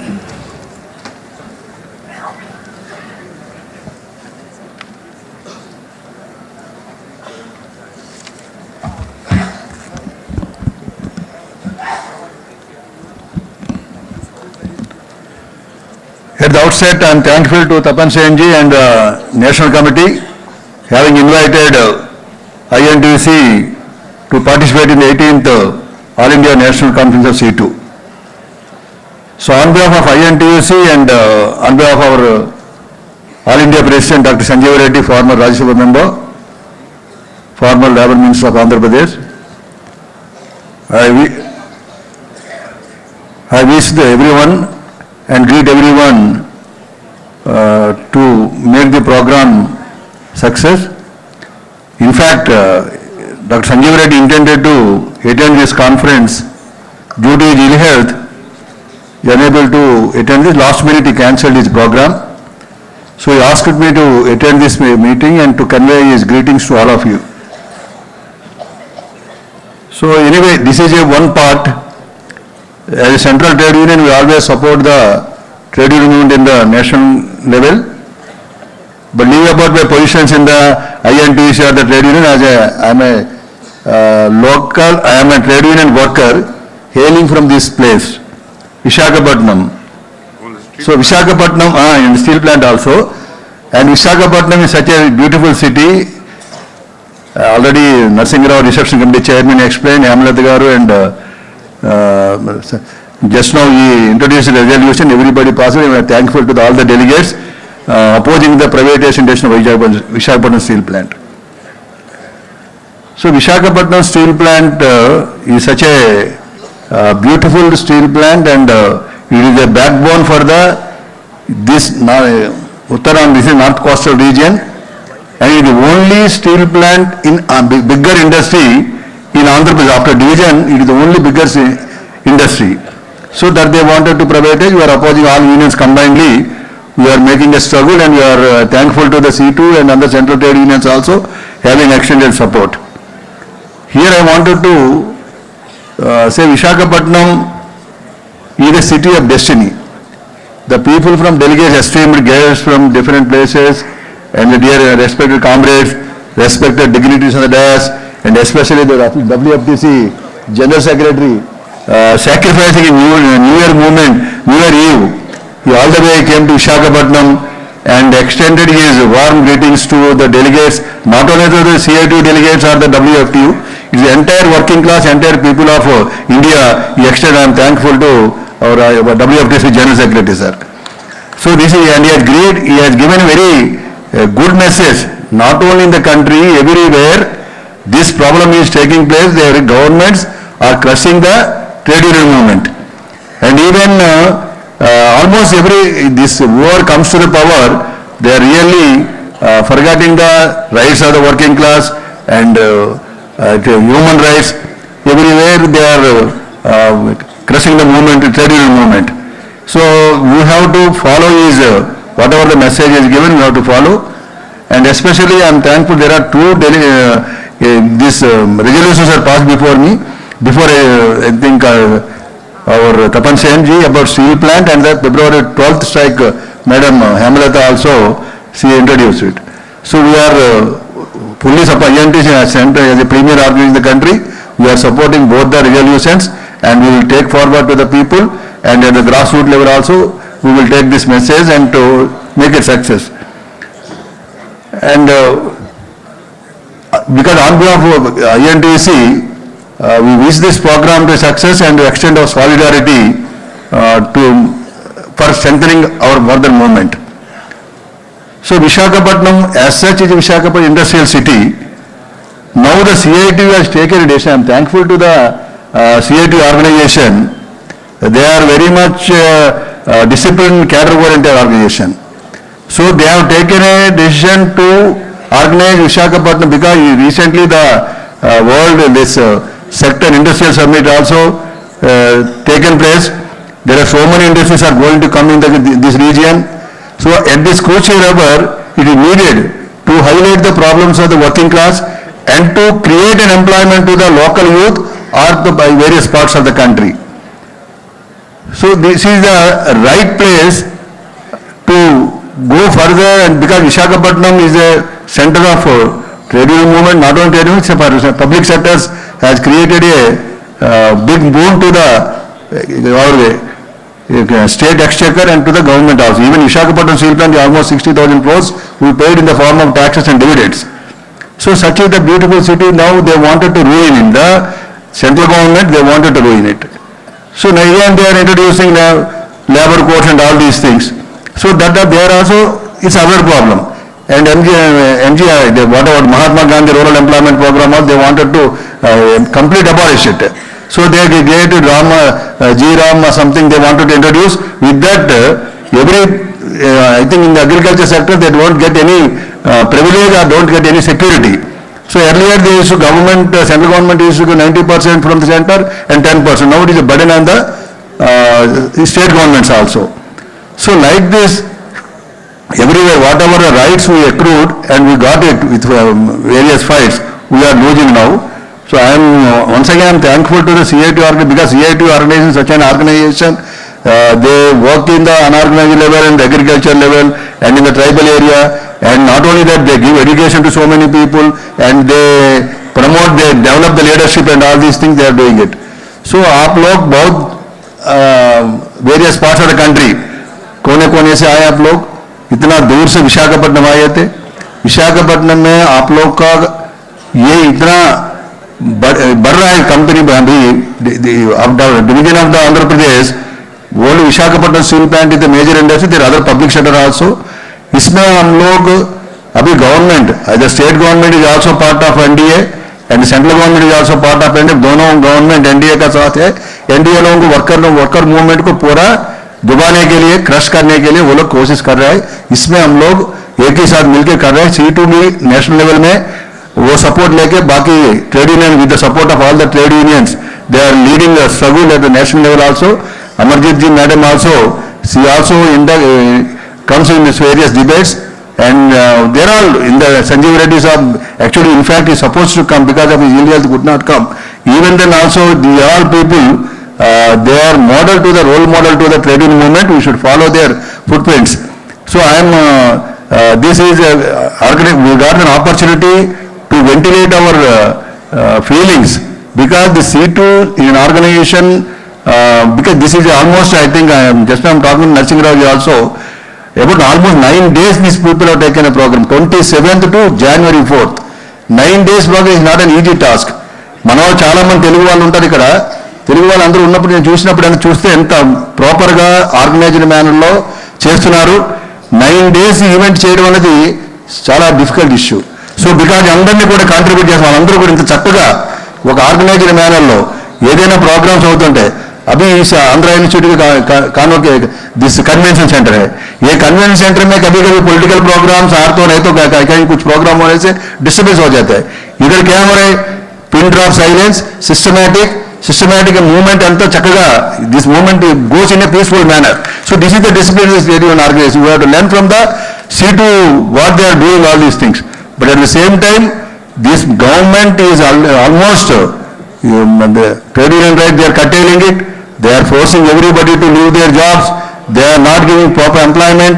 Only they are encouraging the corporate sector and leaving whatever the benefits we got it, we will accept. Even Vizag Steel Plant, even recently, madam, sir, recently we are not also, even productivity linkages circular also issued.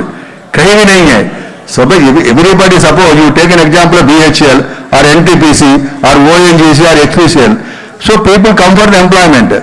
Where they posted a department, it is up to after selection in the company, they will post it. Now is a very peculiar issue. Each department wise they are distributing the salary. The salary is also not giving in a time. So with that, that is the situation in Visakhapatnam steel plant we are facing. Everything controlled with no management, and unions they are not encouraging it like the British rule. It's an emergency rule. They are doing it, all these things.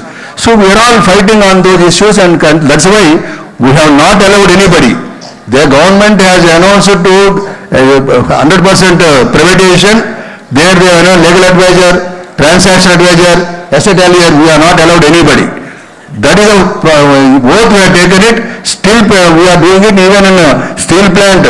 Also we are doing everyday programs and all these things. In the city also, all the unions supporting for the steel plant agitation. We are doing it where CITU is also taking lead in this matter. So once again I am thankful to the organizers for giving an opportunity and the delegates. आप लोग कहीं कहीं आप लोग आए, आपका साथ INTC भी है. आप लोग क्या आपका कुछ प्रॉब्लम हो, कुछ हेल्प चाहिए तो हम लोग विशाख में रहेंगे. किसी को तकलीफ नहीं होना. Whatever help you require from us, we will definitely extend. We will not work together and with a unity movement, the unity, we will go further and march forward and struggle. We have to continue the struggle. Unless we work together and to fight with the central government, we cannot achieve. And the trade union movement also, day by day, they wanted to demoralize it, demolish it also. That is why we have to organize in the grassroots level and even gig workers also. Now that is required even in Swiggy, Zomato, now in the Andhra Pradesh, not in Andhra Pradesh, Karnataka, Tamil Nadu, Maharashtra, they want to go on strike from today onwards. So such is the situation, and they don't give employment. If anybody goes on self-employment, they are also crushing the movement, entire movement.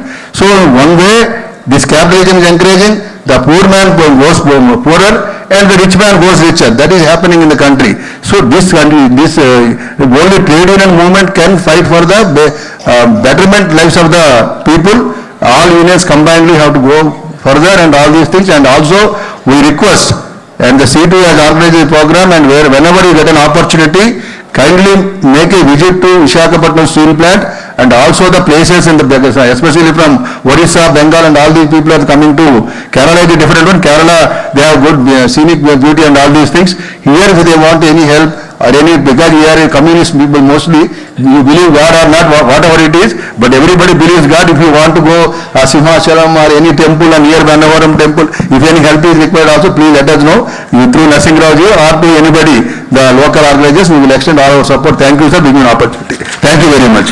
Thank you, Sri Mantri Rajsekhar ji. Just a minute.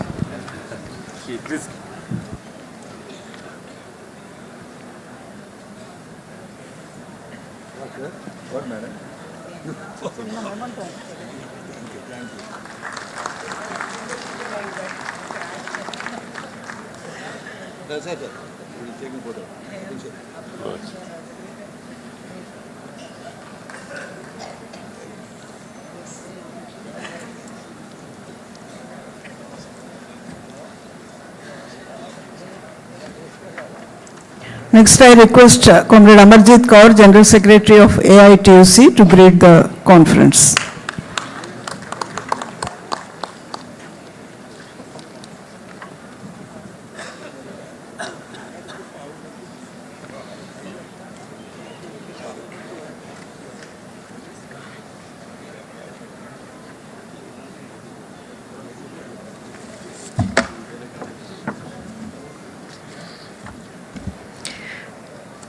Comrade President of the open session,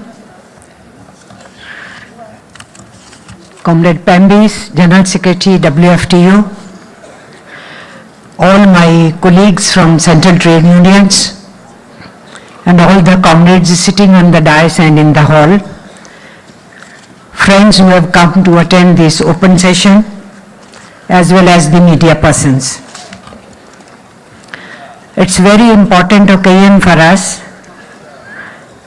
We, the Central Trade Unions, decided about strike action, and this first opportunity for open announcement has come here, and you have adopted a resolution that's for you to take off, and all of us are taking off at our own organizations. The second resolution which you have taken here about Visakhapatnam steel plant RINL, all of us have witnessed very militant struggle, not only in Visakhapatnam, even during Corona period, when the central government did not want any opposition or any demonstration in Delhi. At that time, comrades, friends, the foreigners affected, their families affected, everybody, they dared to come to Delhi. And police was chasing them, not letting them come, going to the hotels, telling don't allow these people to come. All that was done. But you continued your battle, struggle with support from all over India of our central trade unions. And here today you are adopting a resolution which is a collective battle of trade unions, farmers and the community people here in Visakhapatnam. So on these two resolutions, important resolutions which you have taken up, congratulations to you, we are part of it. You heard Comrade Pembis, his speech is circulated. So we are meeting in a background when internationally offensive of world capitalism and imperialist forces, colonial forces is too much. He mentioned about Palestine, he mentioned about other areas also, and resolve of the international working class to stand with the Palestinian people. Workers are never, were never, are never, will never be for wars. We are not for wars. We are for peace. We are not for the resources created by human beings to be wasted on weapons. We are not for that. We want to people have peaceful living, have a shelter on their head, their children going to school, their youngsters getting jobs, their elder people being taken care of, the sick people being taken care of. We want a society where there is harmony, there is peace, listening to each other, not hatred, not polarization, not animal-like killings. So for that, no wars are required. Peace is required. And that has been the cry of working class the world over. And that is how, during Second World War, from those era onwards, fight against fascism and Nazism, defeat of these forces in the Second World War, World Federation Trade Union was born. So we who are affiliates of WFTU, we know our history. We know how we were born. We know how capitalism during recession creates these wars. We know how they try to meet their crisis at the cost of human dignity, at the cost of labor dignity, at the cost of common man's life. We know it. And we also know they can never give solutions. They can always give burdens to the people. Those who believe in war, believe in Nazism, believe in fascism, believe in colonialism, and now believe in new colonization of the world.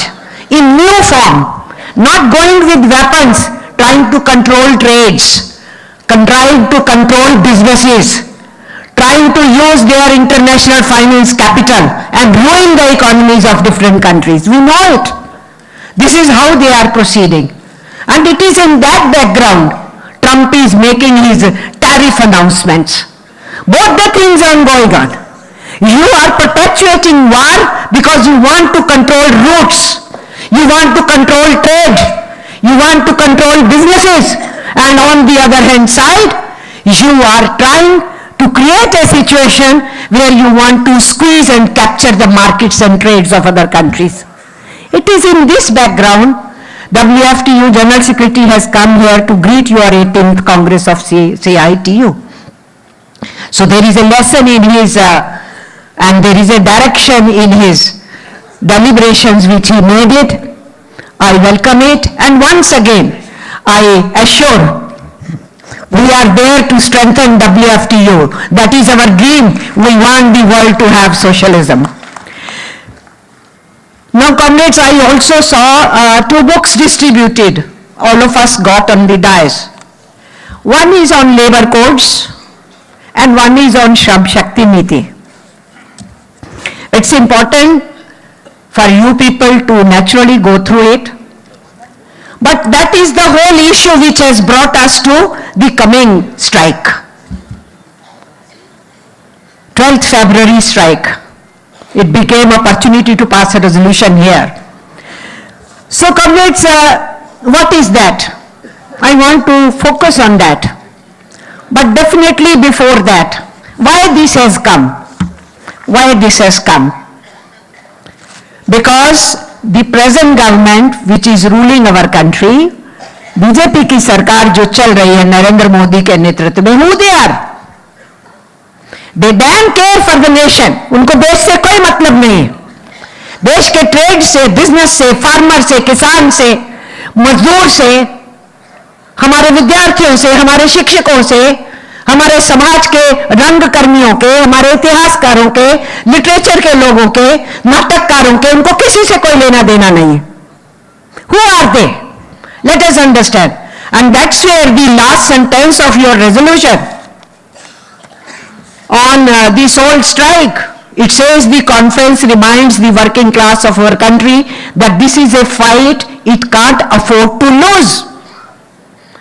आज हम करो या मरो की स्थिति में है.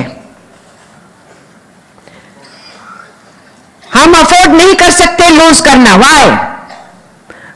बैठे हैं कुर्सी पे. We have to understand. And being a working class, we have to politically understand the whole situation. And I am very sure your documents, your consultations, your discussions, your interventions, your adoption of documents and all, and your future tasks naturally will be oriented with the working class political understanding. I am very sure. लेकिन उसी पे मैं कहना चाह रही हूं साथियों, ये वो लोग हैं जिन्होंने ब्रिटिश साम्राज्यवाद के खिलाफ लड़ा नहीं. They are sitting here. The swayamsevaks of RSS, राष्ट्रीय स्वयं सेवक के जो स्वयं सेवक हैं आरएसएस के, वो सत्ता में हैं. And they never fought British imperialism. Who fought against British imperialism? Indian people, Indian farmers, Indian workers, Indian students, youth, Indian teachers, and all people in the field of art and culture. सब लोग लड़े, गांव और शहर लड़ा. ये क्या कर रहे थे? जो आज कर रहे हैं, जो इन्होंने तब सीखा. What did they learn? Divide and rule the nation. This is how the polarization politics was perpetuated in this country by British rule. And these people who betrayed India's freedom movement, who were always supporting the rulers of that time, the British colonial masters, they were pursuing their policies of divide and rule. ये उनसे सीखे हैं और ये दुनिया में सीखे हैं. ये फासीवाद, नाजीवाद केवल जर्मनी में पैदा नहीं हुआ. फर्स्ट वर्ल्ड वॉर के दौरान फर्स्ट वर्किंग क्लास स्टेट आई सत्ता में. 1917 में अक्टूबर रेवोल्यूशन के बाद पूरी दुनिया के अंदर वर्किंग क्लास मूवमेंट तेज हो गई, लेकिन पूरी दुनिया के अंदर साम्राज्यवादी, घोर पूंजीवादी घबरा गए, डर गए. और उस सिचुएशन में ये फांसीवादी, नाजीवादी कैरेक्टर पूरी दुनिया में पैदा किए गए. It was not only Hitler and Mussolini there, it was RSS in India also. We should understand, it has nothing in isolation when we are talking internationally. उस हिसाब से ये कौन लोग हैं, इसको हमें समझना चाहिए. हमें और आपको तो क्लेम करने की जरूरत नहीं है ना. आरएसएस के जो लीडर थे, हेडग्वार, फाउंडर थे, वो खुद क्लेम किए हैं. उनका कहना है हमारी अंग्रेजों से लड़ाई नहीं है. उनका कहना था ये सारे नौजवान भगत सिंह, सुखदेव, राजगुरु, ये सब भटके हुए हैं. ये उनका कहना था कि हम हिंदू राज बनाएंगे.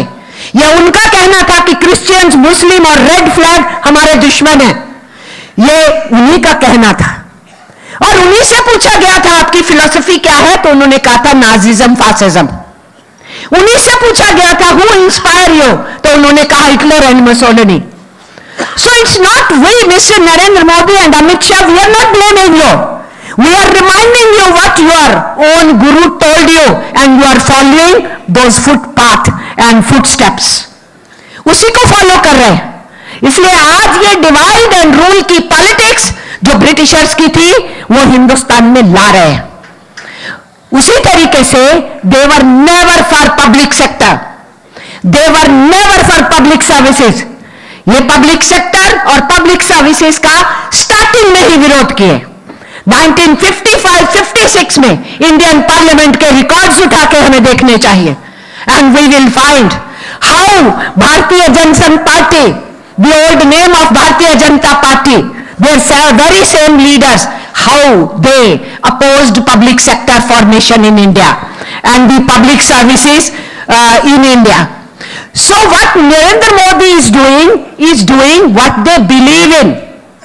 And that's why it is dangerous that such a force is sitting in the power in center, जो पूरा हमारा अचीवमेंट है इंडिपेंडेंट इंडिया के अंदर पब्लिक सर्विसेज और पब्लिक सेक्टर का, और सारा इंफ्रास्ट्रक्चर जो पब्लिक सर्विसेज में और पब्लिक सेक्टर में क्रिएट हुआ है, ये उसको वाइंड अप करना चाहते हैं. They simply want to wind up all the public sector and public services because they never believed in it.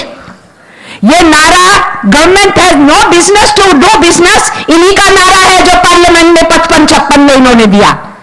जब देश में ये पॉलिसीज डिस्कस की जा रही थी पंडित नेहरू के टाइम पे।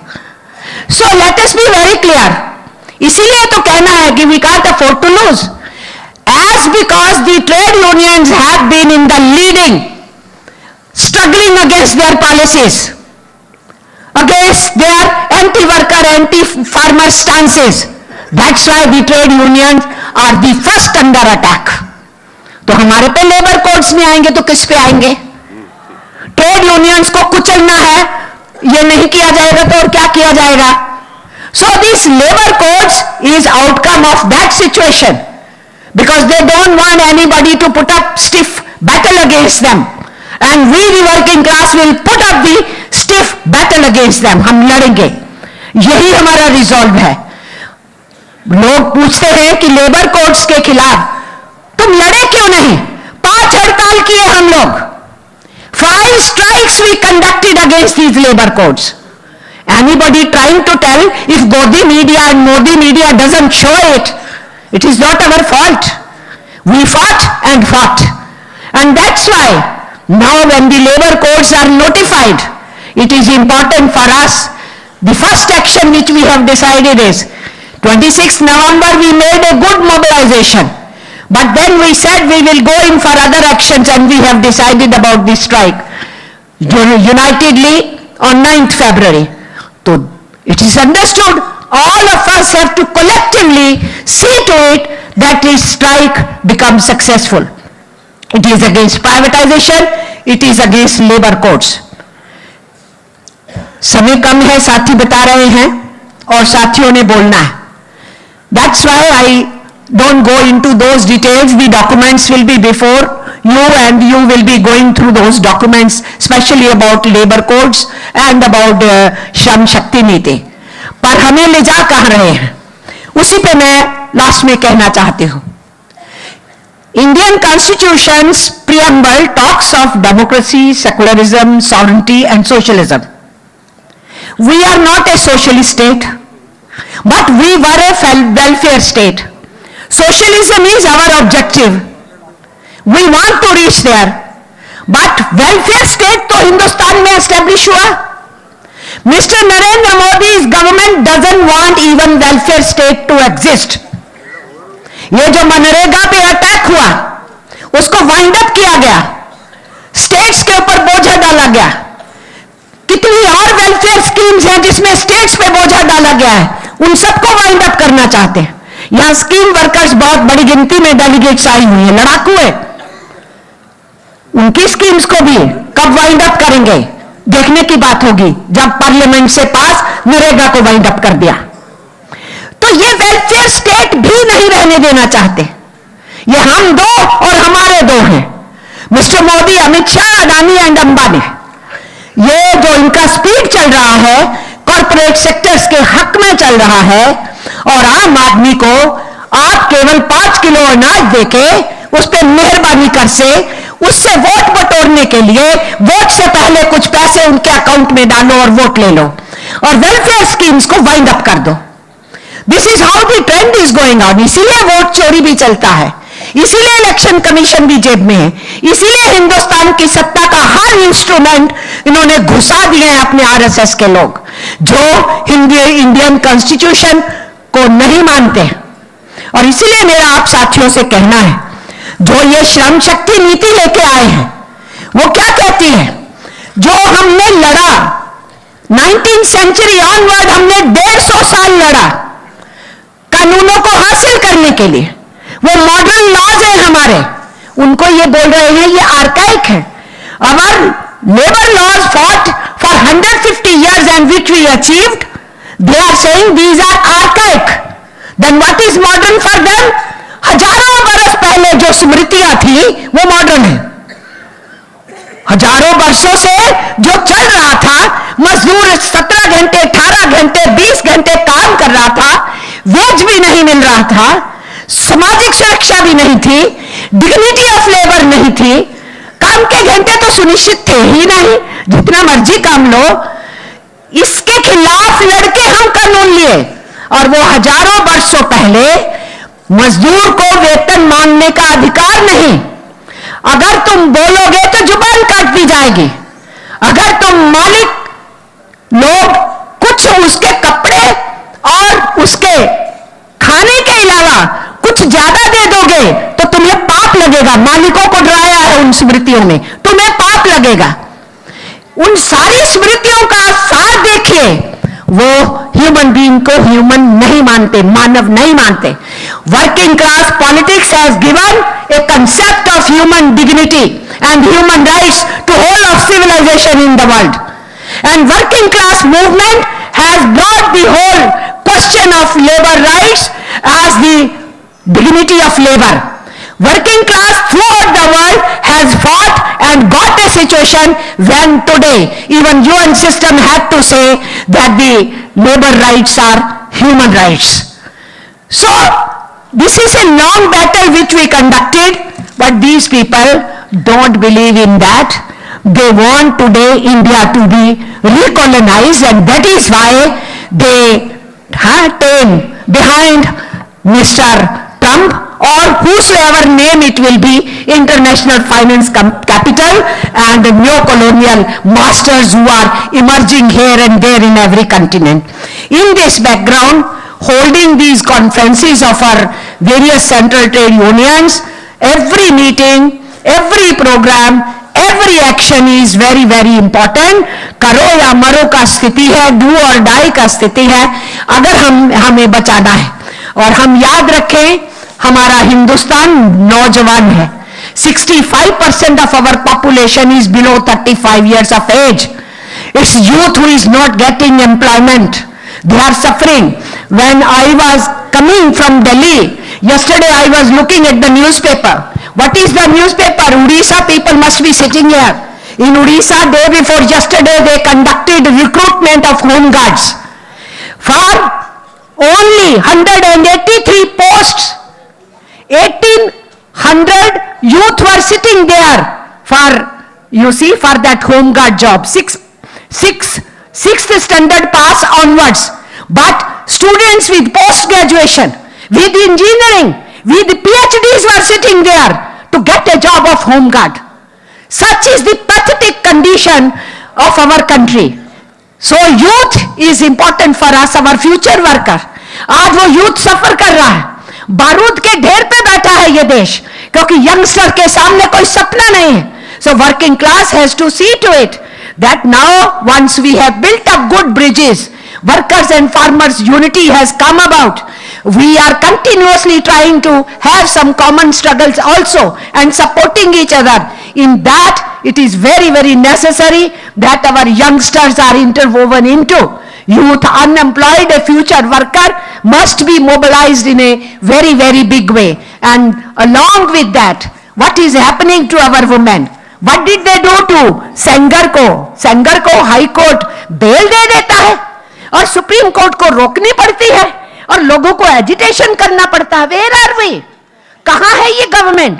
एनवायरमेंट के खिलाफ, क्लाइमेट के खिलाफ, पूरी अरावली हिल के मामले का डेफिनेशन बदलवा दिया इन्होंने. लोगों का ह्यू एंड क्राई हुआ है तो सुप्रीम कोर्ट को उसको स्टे करना पड़ा.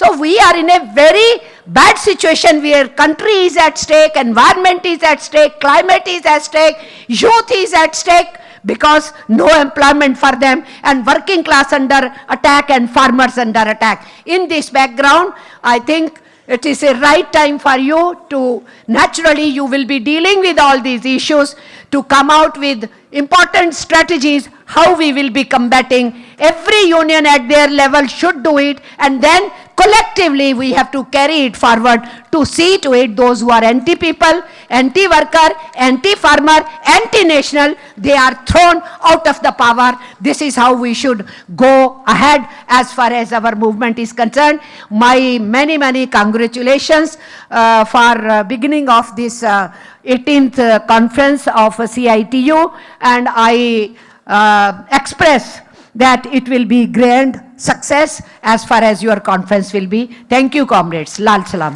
Thank you, Comrade Amarjit. Just a minute.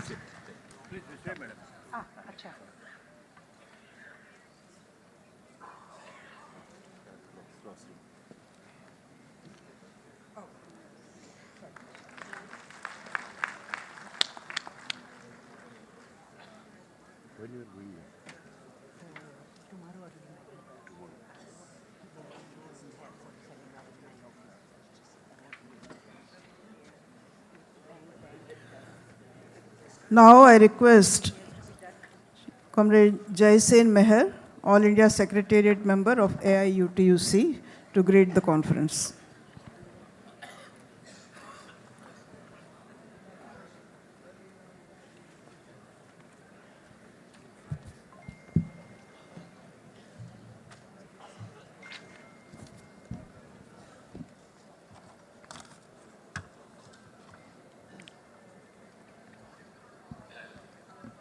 Presidium of the inaugural session of 18th All India Conference of CITU and respected General Secretary of WFTU, Comrade Pambis, leaders of CITU Andhra, leaders of Fraternal, Central Trade Unions, leaders of the mass organizations and delegates of this conference, I on behalf of All India United Trade Union Center, AIUTUC, convey my revolutionary congratulations to all. I wish the success of the 18th All India Conference of CITU, and I hope this conference will discuss the problems and condition of the working class people of our country and to chalk out plan and program to strengthen the united movement of central trade unions against the ruthless exploitation by ruling capitalist class and the policies taken by BJP government at center and the states government in different states. Comrades, you know that after the devastation of the socialist camp, the capitalist imperialists have been imposing their exploitation on the working class people throughout the globe. As a part of the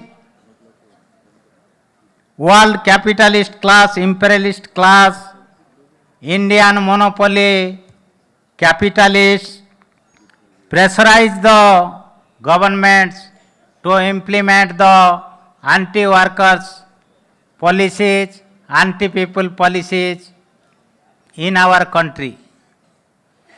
Comrades, the BJP government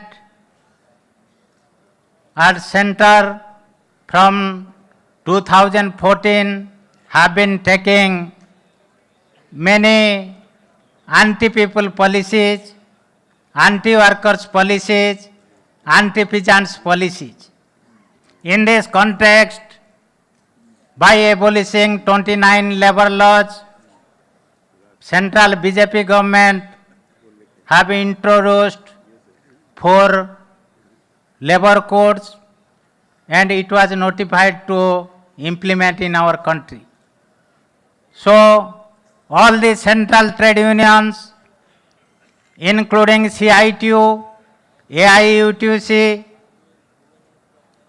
the 12th February ensuing All India General Strike is before us. To success the ensuing 12th February All India General Strike, all the leaders of the fraternals, central trade unions and the delegates present here, we have to prepare to success the general strike. In this context, we have conducted many general strikes and movements in our country. But we should also review our limitations. I, on behalf of AIUTUC, I request all central trade unions to prepare among the employees and workers in organized sectors. In past, the involvement, the active participation of the regular employees and workers in organized sectors are absent. So, we have to prepare among the employees and workers in organized sectors, in key industries, power sector, coal sector, steel sectors, to participate actively in the 12th February All India General Strike. Comrades, the working class movement in our country is going on. The central trade unions are combinedly, unitedly fight against the policies of the central governments, the then UPA governments, and now the policies of the BJP governments. Our demands to withdraw the 4 anti-labor labor codes, to withdraw the Electricity Amendment Bill 2025 and other draconian black acts. So in this context, we have to conduct the working class movement against the anti-worker policies, anti-people policies of the government at center and states, as well as we should conduct the working class movement of our country to end the exploitation, to overthrow the exploitative capitalist systems. So, our working class movement should be in a direction to overthrow the exploitative systems, not only to overthrow the parties in power. We must prepare our movement to conduct our movement against the policies of every government, including BJP or other political parties' government. But also, we have to conduct our movements in such a way that working class movement should be conducive to overthrow the exploitative system, and we should conduct our movement to establish socialism. So in this way, I hope 18th conference of CITU will pass its resolution and take its plan and program to build up the working class movement in this country and to strengthen central trade unions united movements. This much I concluded. I thank to all the delegates and the leaders of CITU for this conference. This much, comrade, I concluded. Thank you, Comrade Jason Meher. Just a minute, Comrade.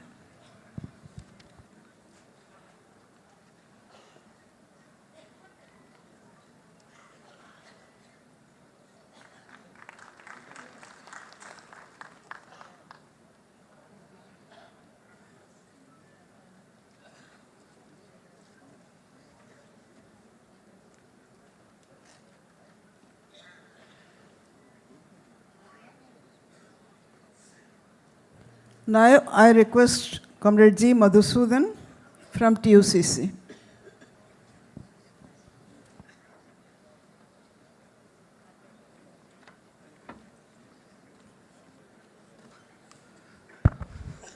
So, good afternoon to all the dignitaries who are on the stage and all the fraternal delegates who are sitting here and all the ferocious comrades who have attended this conference, to the media people and the volunteers who are supporting each and everyone. A good afternoon, a very good afternoon to everyone. First of all, I myself, G. Madhusudan Naidu, I am from TUCC,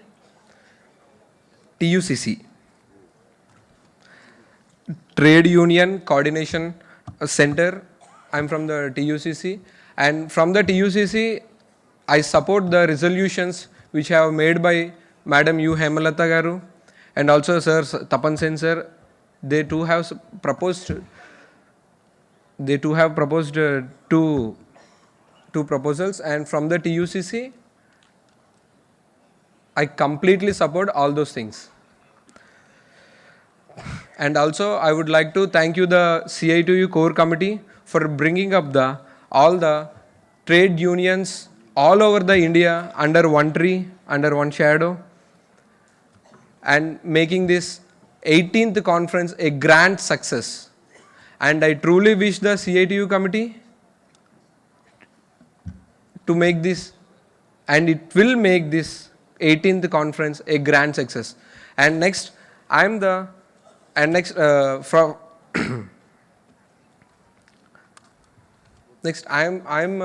working class.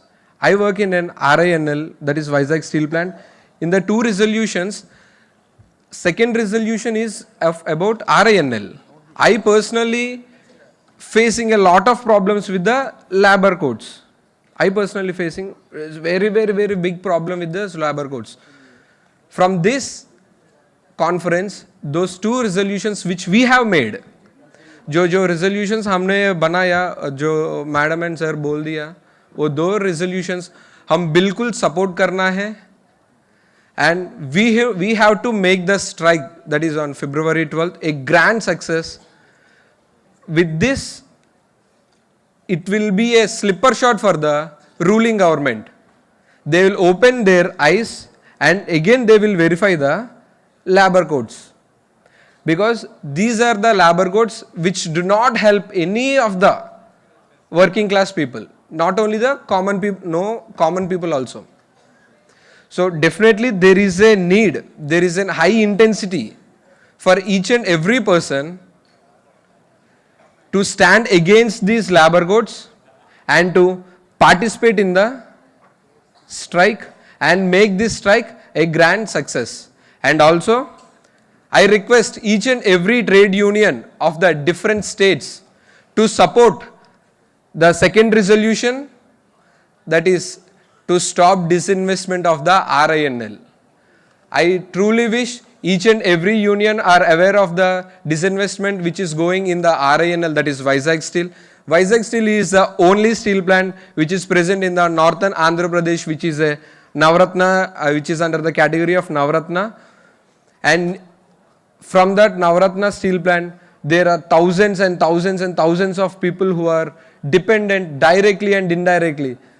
If that RINL is undergoing for the disinvestment, there are thousands and lakhs of people who will face the problems, who will face the consequences financially also. So I request the trade unions to please support the second one, which is to disinvestment of the RINL. And next, I would like to conclude my speech by saying one example, that is the ruling government. In 2014, it has came into force by saying a few of the false statements, Modi's government. In that, I would like to tell only one example, that is Achhe Din. I think everyone is aware of the Achhe Din which is said by the Modi. Achhe Din is for whom? Is that capitalistic persons or the working class persons? And I would like to give only one example. In 2014, the price of 1 liter petrol is of about 70 rupees. In 2024, that price has increased to 108 rupees. Achhe Din is for who? For the working class? For the common people? Or the capitalistic society? Only in the COVID time, during those 2 years of the struggles, every individual's per capita income has been reduced thoroughly. But only 2 persons in India, only 2 persons, that is the capitalistic persons, only 2 persons, their income has increased to 35,000 lakh crore. How is this possible? Achhe Din is for working class? Achhe Din is for common people? Or Achhe Din is for capitalistic people? From the TUCC, we strongly oppose the capitalistic society. And I think I am the youngest person on the stage. And I request all the trade unions to show a way, to show a path for the youngsters like us. And we need a socialistic society. We strongly oppose the capitalistic society. I request the other trade unions and all the dignitaries who are more senior to me to support us, to guide us, to show a way for the socialistic society. We don't want capitalistic society. And thank you. And Thank you, Comrade G. Madhusudan. I'm very much privileged that this is my first speech in front of the greatest leaders of trade unions. Thank you. Thank you. Thank you, Comrade G. Madhusudan. Just a minute.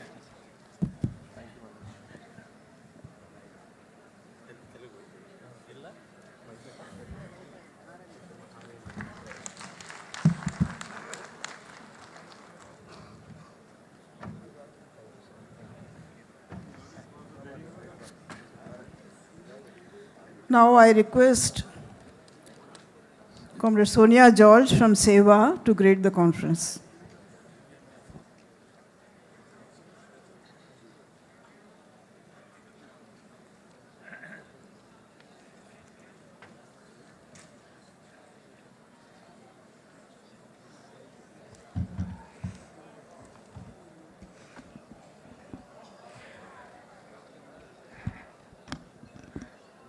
Respected President, Comrade Hemlata, General Secretary, Comrade Tapan, all other office bearers of CITU, all senior trade union leaders, and all other fraternal trade union leaders, and trade union leaders sitting here, my dear friends and comrades.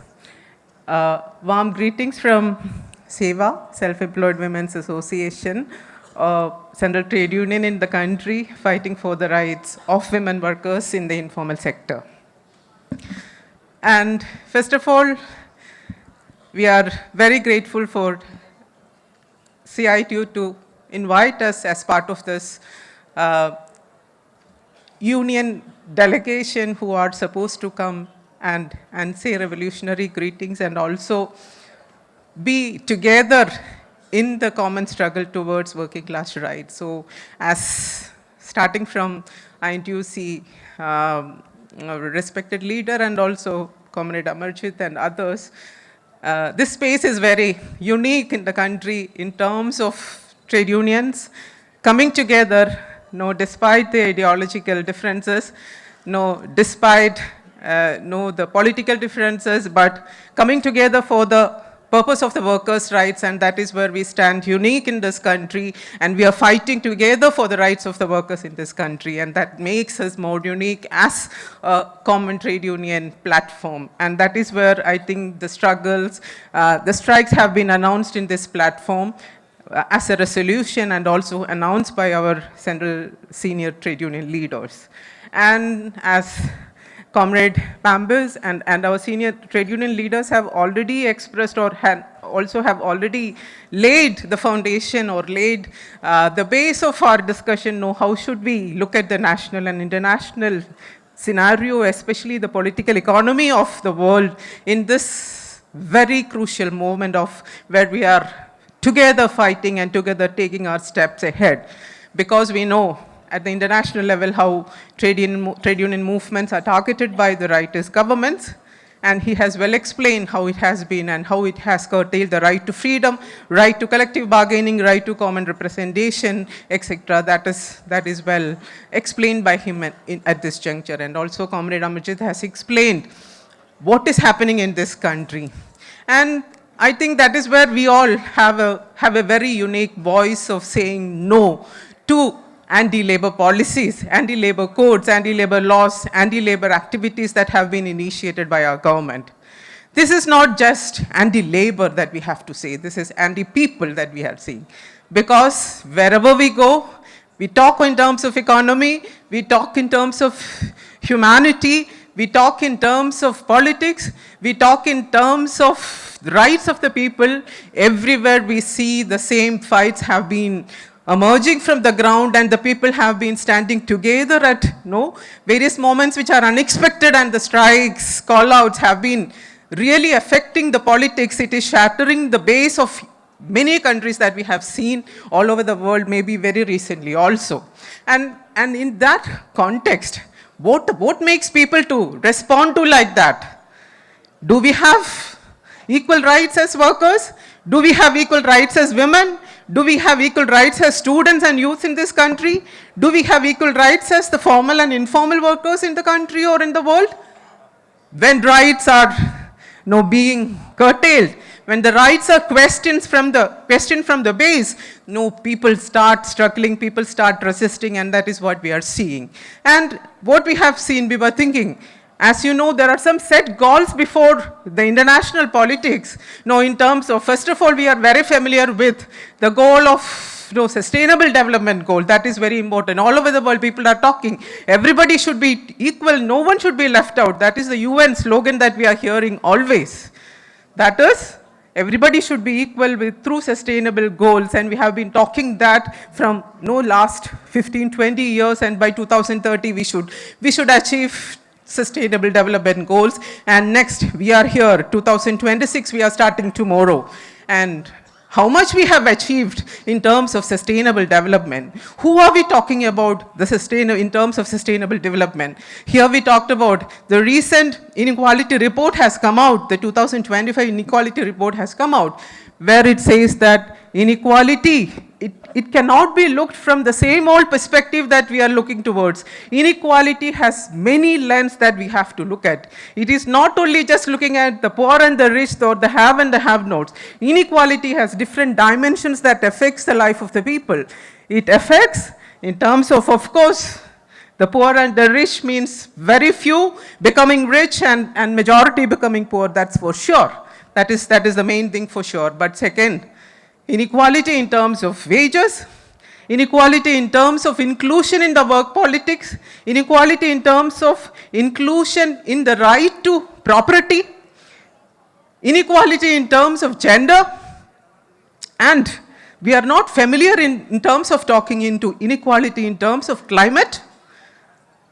We started talking about climate injustice. We started talking about who are marginalized by climate injustice. So inequality has different approaches that have come up, especially in the World Inequality Report, where we have to look at how people have been suffering. Why anti-labor codes are coming? Why anti-labor policies are coming? Why anti-people policies are coming? Why anti-environment development policies are coming? Who are marginalized finally as part of all these struggles is very important, I think we have to look at. When labor codes come, when we talk about minimum wages, when there are international standards to think about, labor standards, human rights standards, development standards to think about, but when new policies, new laws emerges challenging these international standards, what are we going to achieve? We talk about minimum floor wage when we have to talk about minimum living wages. Can you look at what is the difference between floor and living wage? That is something that we have to talk about to our masses who are settling here. When we talk about formalization, when we want maximum number of people to be in the formalized workforce, informalization is increasing. Without talking about informality, without talking about the increasing informalization of the common people, the workers in this country, can we talk about class struggles? How are we going to talk about transition in the midst of this large-scale informalization that is happening? When people are denied of minimum wages, when people are denied of social security, when international labor standards assures you 9 minimum social security through ILO Convention 102, the government is saying, you take some schemes, you take some insurance policies, you just include in some accident insurance policies, that's it. Where is your protection as maternity, as women workers? When the new Social Security Code is coming into existence, no more Maternity Benefit Act in this country. The women in this country, the working class women in this country have been fought to attain the maternity benefit for them, for the working class women who are supposed to be considered equal in the workforce. But no more maternity benefit act, it has become a scheme. That is the same to SI, that is the same to EPF. And after all, when you are below 10, none of you are going to include in any of the schemes under the Social Security Code. So what do you mean by inclusion? Where does inclusion and inequality approach in the pathways? That is very important for us to think about. So dear comrades, this is the juncture that we have to crucially think about the rights being denied as workers, the rights being denied as women, the rights being denied as children, the rights being denied as the most marginalized people in this country. I have mentioned about climate injustice. Who are the victims of the climate injustice? We are talking about the changing weather conditions everywhere, changing climatic conditions, and who are going to be affected? Who has to take responsibility? Just transition has been one of the key terminologies as part of the sustainable development goals that around the world, all the UN agencies and international financial institutions have been talking about just transition. Who's just transition from where? Do you want to include your account in persons providing more carbon emissions? Who are providing or who are producing more carbon emissions in this country, in this world? Is it the poor? Is it the working class? Is it the marginalized? Who is going to acquire the ocean, the common properties like the forest for their purposes? Are the working class doing it? How are we taking away the rights of the working class, the most marginalized people, from the resources that they have been owning for centuries in this country, for decades in this country? Nobody is there to retain the rights in that sense. So dear friends, my proposal here is, or my plea to the dear comrades who are sitting here and listening or going to take part in the deliberations in a very serious way, without talking seriously about the change in the structural approach towards people, structural approach towards informality, structural approach towards women. Why women have been denied the wages, the minimum wages, why there is a huge gender division of wages in this country and around the world. Women have been denied, there is a huge, women are getting only 30% of what men earn in this country. Why is this huge gap that is coming about? Why the informal sector have been left out of the labor laws and labor policies? So for us, I think we have to very deeply think about it. That is where when students are denied their rights to become workers, they are becoming interns, they are becoming apprentices, women are becoming part of the low floor wage job.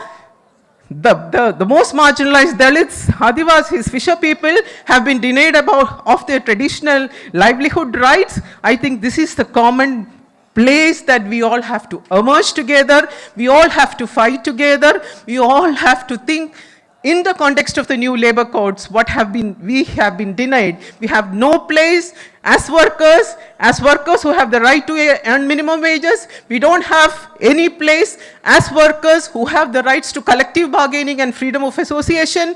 We as workers, the majority of the workers, the informal workers, informal sector, have no rights to have minimum social security which the International Labour Organization guarantee in this country. And we as workers in this country, as majority of the workers who are scattered and have been scattered or getting scattered, or our workplaces have been taken away and have been scattered to the margins. We don't have any rights to working conditions, we don't have any rights to occupational health and safety, and violence and harassment prevails in the workforces in terms of forced retrenchments, in terms of denial of jobs, in terms of denial of even, that is what we have been seeing in the Vizag steel plant, that we have been seeing in terms of increasing contractualization and termination of workers, and this is what the reality that we are facing. So my dear friends, this is where we have to stop a little bit, think very seriously, and go very seriously, systematically challenging this structural forces that are coming to take away our rights, take away our existence in this universe as workers, as human beings,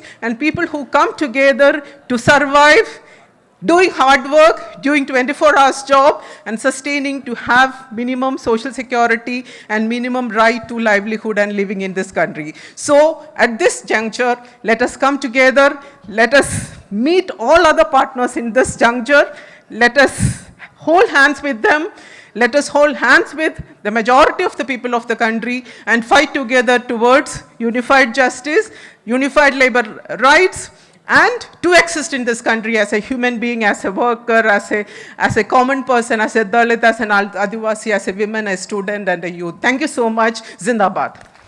Thank you, Comrade Sonia. Just a minute.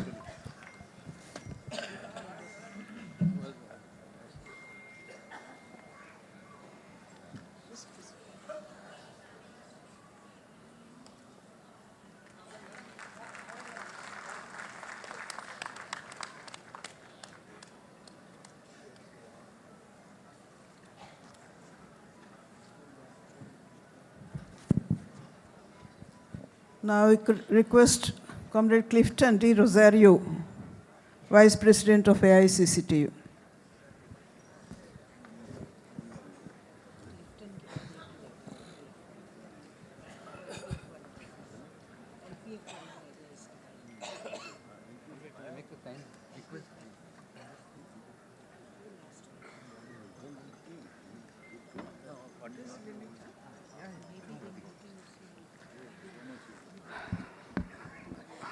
Lal Salam, comrades.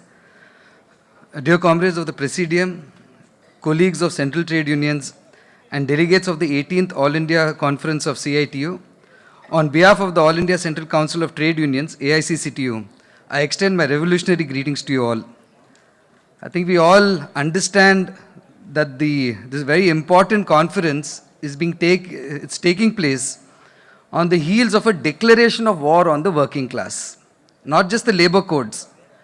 In the last 1 month, what we've seen is that the union government under Mr. Narendra Modi has opened up various sectors to the private players. Nuclear sector has been opened out.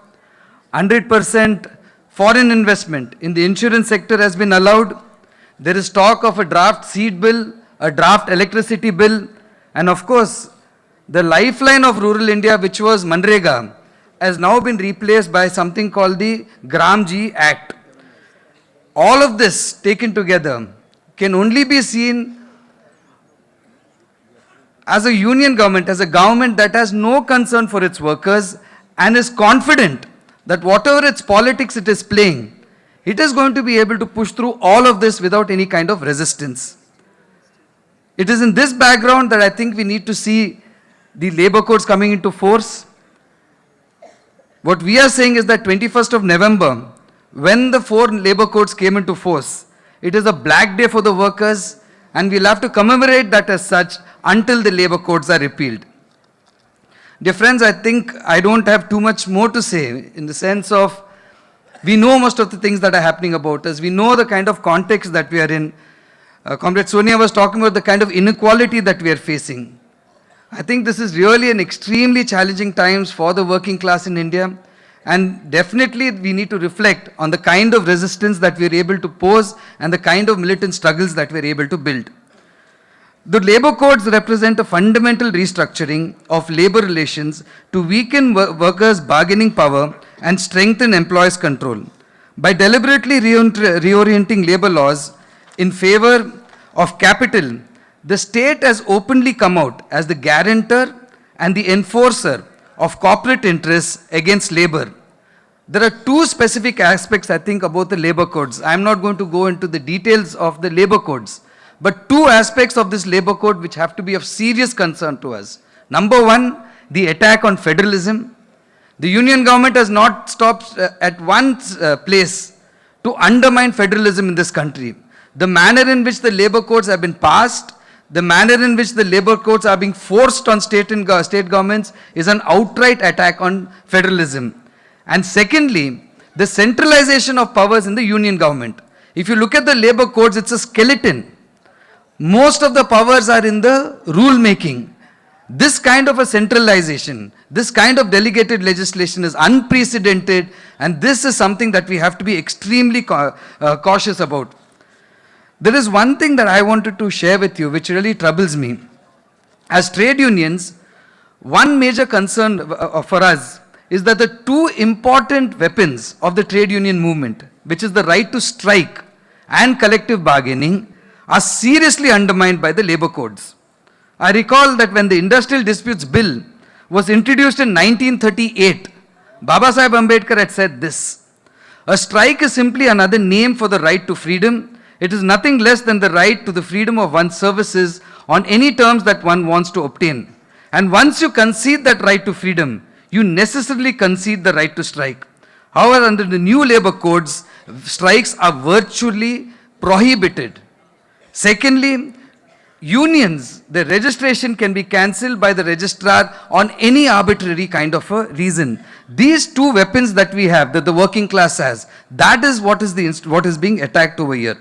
The four labor codes are also being presented as an anti-colonial labor reform. Nothing could be further from the truth.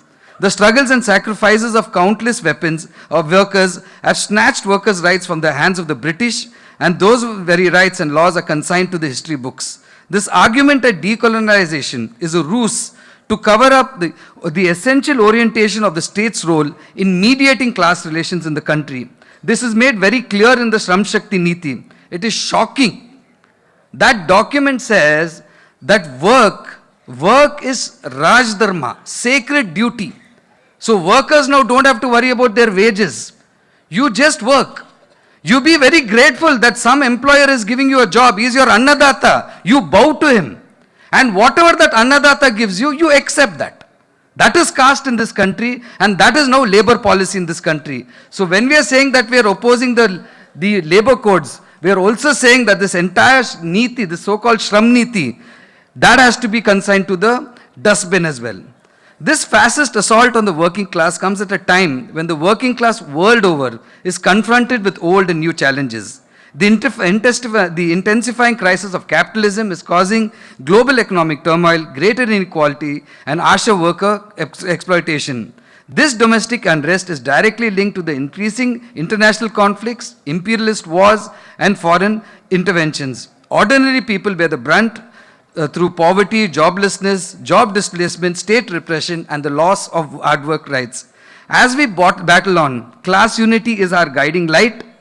Class unity is our strength. This is possible by evolving a paradigm of class unity and class struggle that does not stop shy of challenging caste, gender, and communal discrimination. This objective is ultimately to unite all workers, transcending caste and other lines, to stand up against all forms of injustice, discrimination, and oppression. Over the years, and this I think is a matter of grave concern, the Bharatiya Mazdoor Sangh has done everything it can to sow the seeds of Hindutva in the workers. But now we are seeing a direct attack on the workers, a physical attack on the workers. Over the past month, we have witnessed the killing, the lynching of 2 migrant workers. The Bengali Muslim migrant worker Jewel Rana Sheikh, who was killed in Sambalpur, and the Chhattisgarh migrant worker Ram Narayan Bagel, who was lynched in Kerala at the hands of Hindutva forces. With this, the very lives of workers are at threat. The communal polarization is now a threat to the workers and not just a divisive feature. Fighting caste and communal divisions among the workers becomes an essential aspect of trade union activism and working class consciousness. The neoliberal economic order has pauperized the working class and created the material conditions for the rise of fascist and authoritarian regimes worldwide. In this overall global climate of rise in reactionary bourgeois regimes, in India, Hindutva returns in the unconditional defense of a crisis-ridden capitalism. For workers seeking a life of dignity, resistance is not a choice, it is now a necessity. The urgent task before us is to revive the militant trade union struggles and rebuild working class consciousness to wage a collective fight for emancipation from exploitation by the ruling classes and insecurities imposed by the market. Our immediate task is to make the 12 February strike a great success.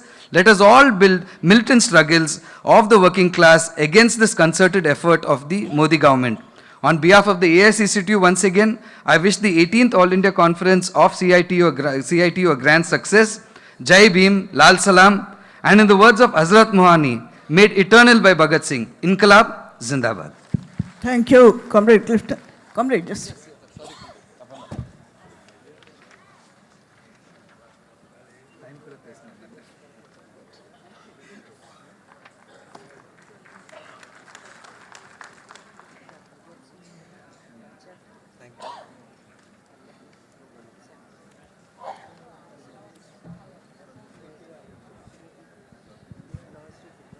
Now on behalf of UTUC, Comrade Sikar Appasamy.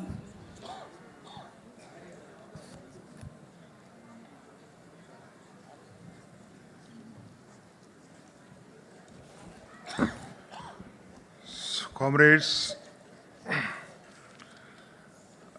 respectable chairman of the inaugural session of the 18th conference of CITU,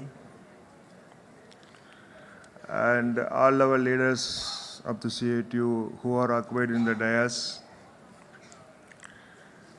and delegate comrades who have come from all over the nation, and all the Central Trade Union leaders who are present and have extended their greetings to the conference, and highly respectable General Secretary of WFTU. On behalf of UTUC, United Trade Union Congress, I extend revolutionary greetings to all.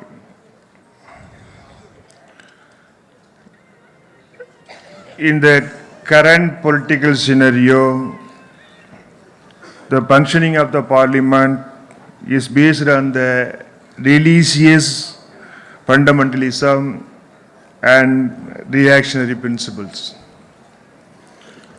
The Modi-led Union BJP government is carrying out arbitrary actions like anti-national, anti-people, anti-workers policies are rampant. Recently, that is following the Odisha state election, the trend of proclaiming the pipe dream of single party rule across the India has intensified. Even knowing that their ambition will not be fulfilled in places like South India and West Bengal, they are roaming around like a whirlwind. Definitely they will learn their lesson in the 2026 assembly election in that areas. The Modi government has embarked on a course of action that will dilute the undermine even the rights of that were hard won during the British imperial era. The set of laws passed by the central government in parliament and opposition members were absent is tantamount to completely paralyzing the workers and trade union.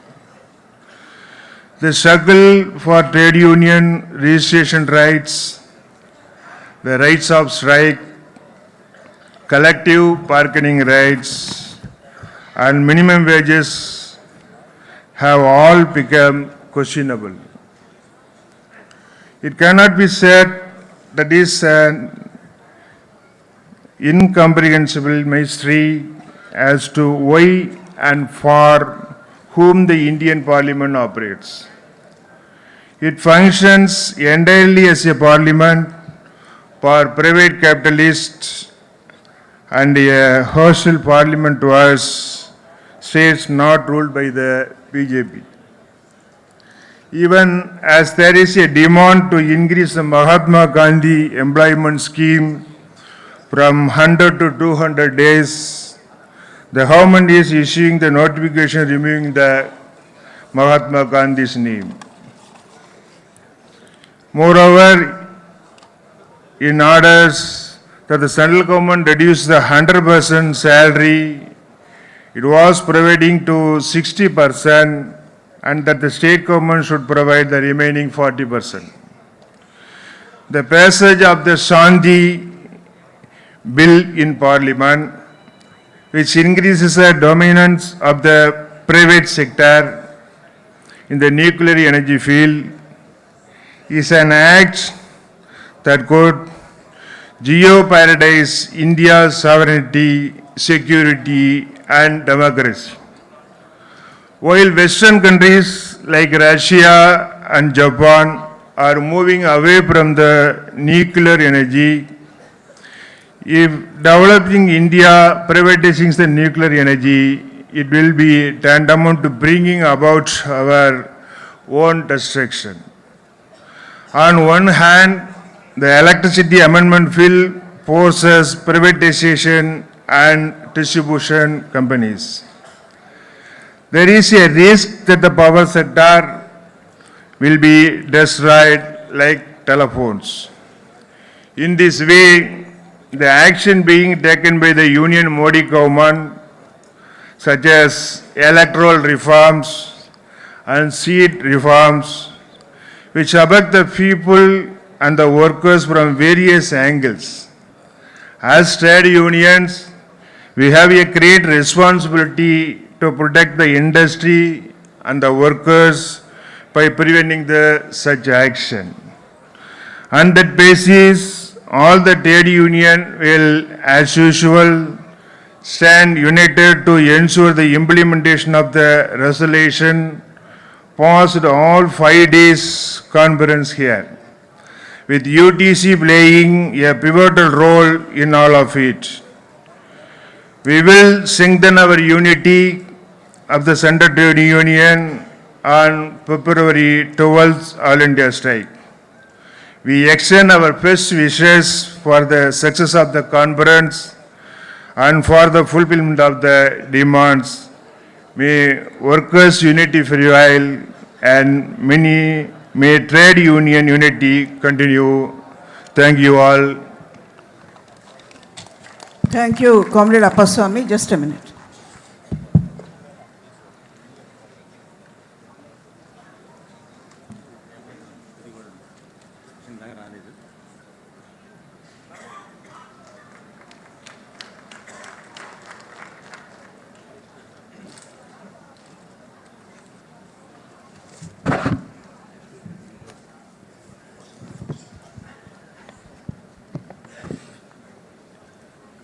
Comrades, now 7 central trade unions have spoken and greeted the conference.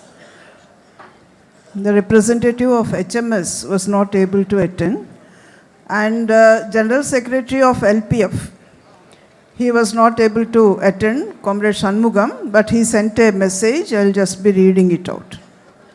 On behalf of the Labour Progressive Federation, I convey my warmest fraternal greetings and sincere felicitations to the Centre of Indian Trade Unions on the occasion of its national conference being held at Visakhapatnam from 31st December 2025. We deeply regret our inability to be present in person at the open session due to unavoidable circumstances. However, our thoughts and solidarity are very much with the leadership and delegates assembled at this important conference, and we extend our best wishes for its successful and meaningful deliberations.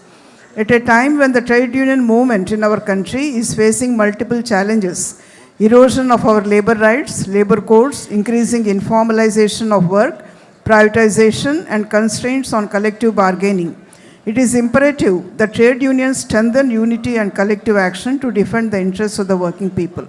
In this context, the role played by CITU in consistently upholding working class interests and promoting unity among trade unions is highly commendable. LPF firmly believes that unity of the working class and sustained joint actions are the strongest instruments to safeguard hard-earned rights and advance social justice. LPF fondly recalls its long-standing and cardinal relationship with CITU, nurtured over several decades of shared struggles, mutual respect, and ideological commitment. We have proudly stood shoulder to shoulder with CITU in united actions and agitations, and we look forward to continuing this fraternal cooperation in the days ahead. We once again convey our warm greetings and best wishes to the leadership and delegates of CITU, and hope that the conference will further strengthen the trade union movement and working class unity at the national level. This is signed by Comrade G. Shanmugam, ex-member of Parliament, General Secretary, Labour Progressive Federation, LPF. So we thank the LPF leadership for the greetings. Just now we'll have a joint photo of all the Central Trade Union leadership. Solidarity for workers' unity.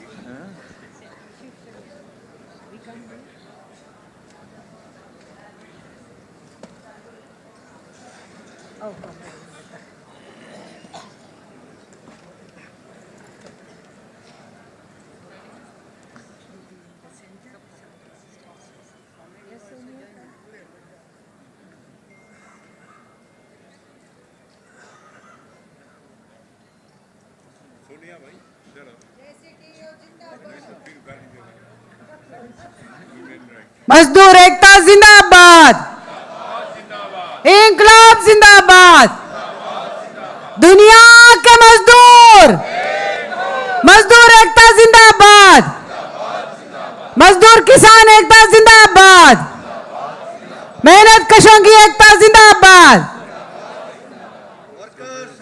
12 फरवरी जन strike जिंदाबाद, हर जोर जुल्म के टक्कर में,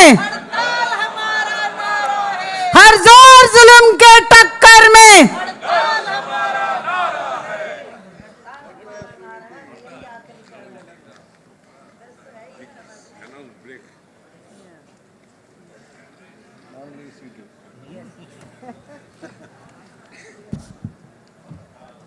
Comrades, before we announce lunch break, Prajashakti Book House has an announcement. They have opened a stall in the premises of this convention hall itself.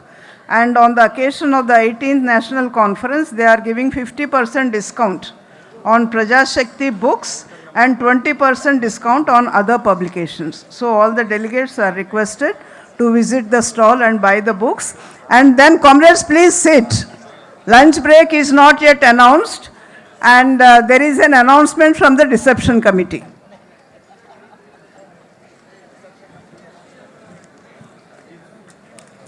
साथियों, reception committee का ओर से आप सबका स्वागत है। अभी का लंच के बारे में छोटा सा हम लोग थोड़ा जानकारी देना चाहते हैं आप लोग को। अपना डेलीगेट्स और गेस्ट के लिए 4 फूड कोर्ट्स है, राइट साइड 1, लेफ्ट साइड 2, पीछे 1। राइट साइड फूड कोर्ट में काउंटर नंबर 1 में अपना CITU all India office bearers and और गेस्ट इन लोग मिल करके उधर खाना खाएंगे। लेफ्ट साइड जो कोर्ट्स है सारे डेलीगेट्स बाकी आदमी उधर खाना लेंगे। पीछे जो है ये पूरा अपना वॉलंटियर्स के लिए। इस कोर्ट में अपना डेलीगेट्स कोई नहीं जाना है। और सारी 3 कोर्ट्स में एक वेज काउंटर्स है, ये भी आप लोग यूज सकते हैं। जस्ट यही अपनी जानकारी। Thank you very much. Comrades, now we'll break for lunch, and again we'll assemble at 3:30. Sharp at 3:30 p.m. the conference will start again.